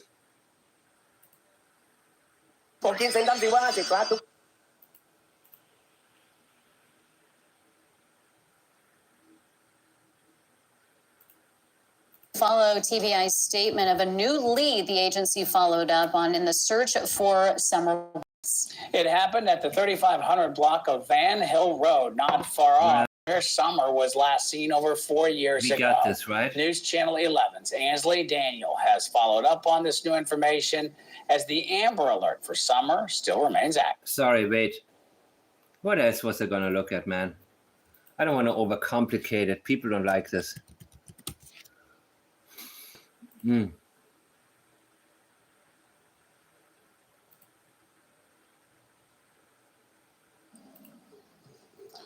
Well, yesterday afternoon, while I was over at Andrew Hilt's, who was Hunter's dad's YouTube channel, Okay. I witnessed Jody Sue Brown up there, and she seemed quite excited about what I didn't know then to be the progressions of this particular case. I want to read you this brief article from WJHL. And I thought that this little tidbit was just a nugget from WJCL. Excuse me, WJHL, not CL. What is this, Canada? Anyway. Friends, as tragic of a tale as Summer Wells has been, I think we're actually seeing legitimate progress in the case. It stunned me last night. Well, where am I here? How did I go? It stunned me I'm scared of doing that when I'm live. last night, sitting up over, and I was listening in on Justin's. Okay, never mind. Guys, I'm going to go. I'm going to call it a night. I will get into more detail tomorrow, and hopefully there will be some really significant news coming up, okay?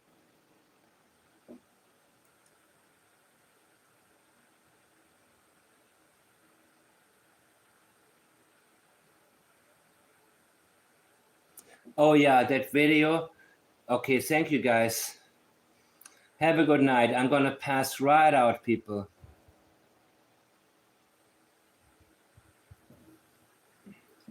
Thank you again, Robin.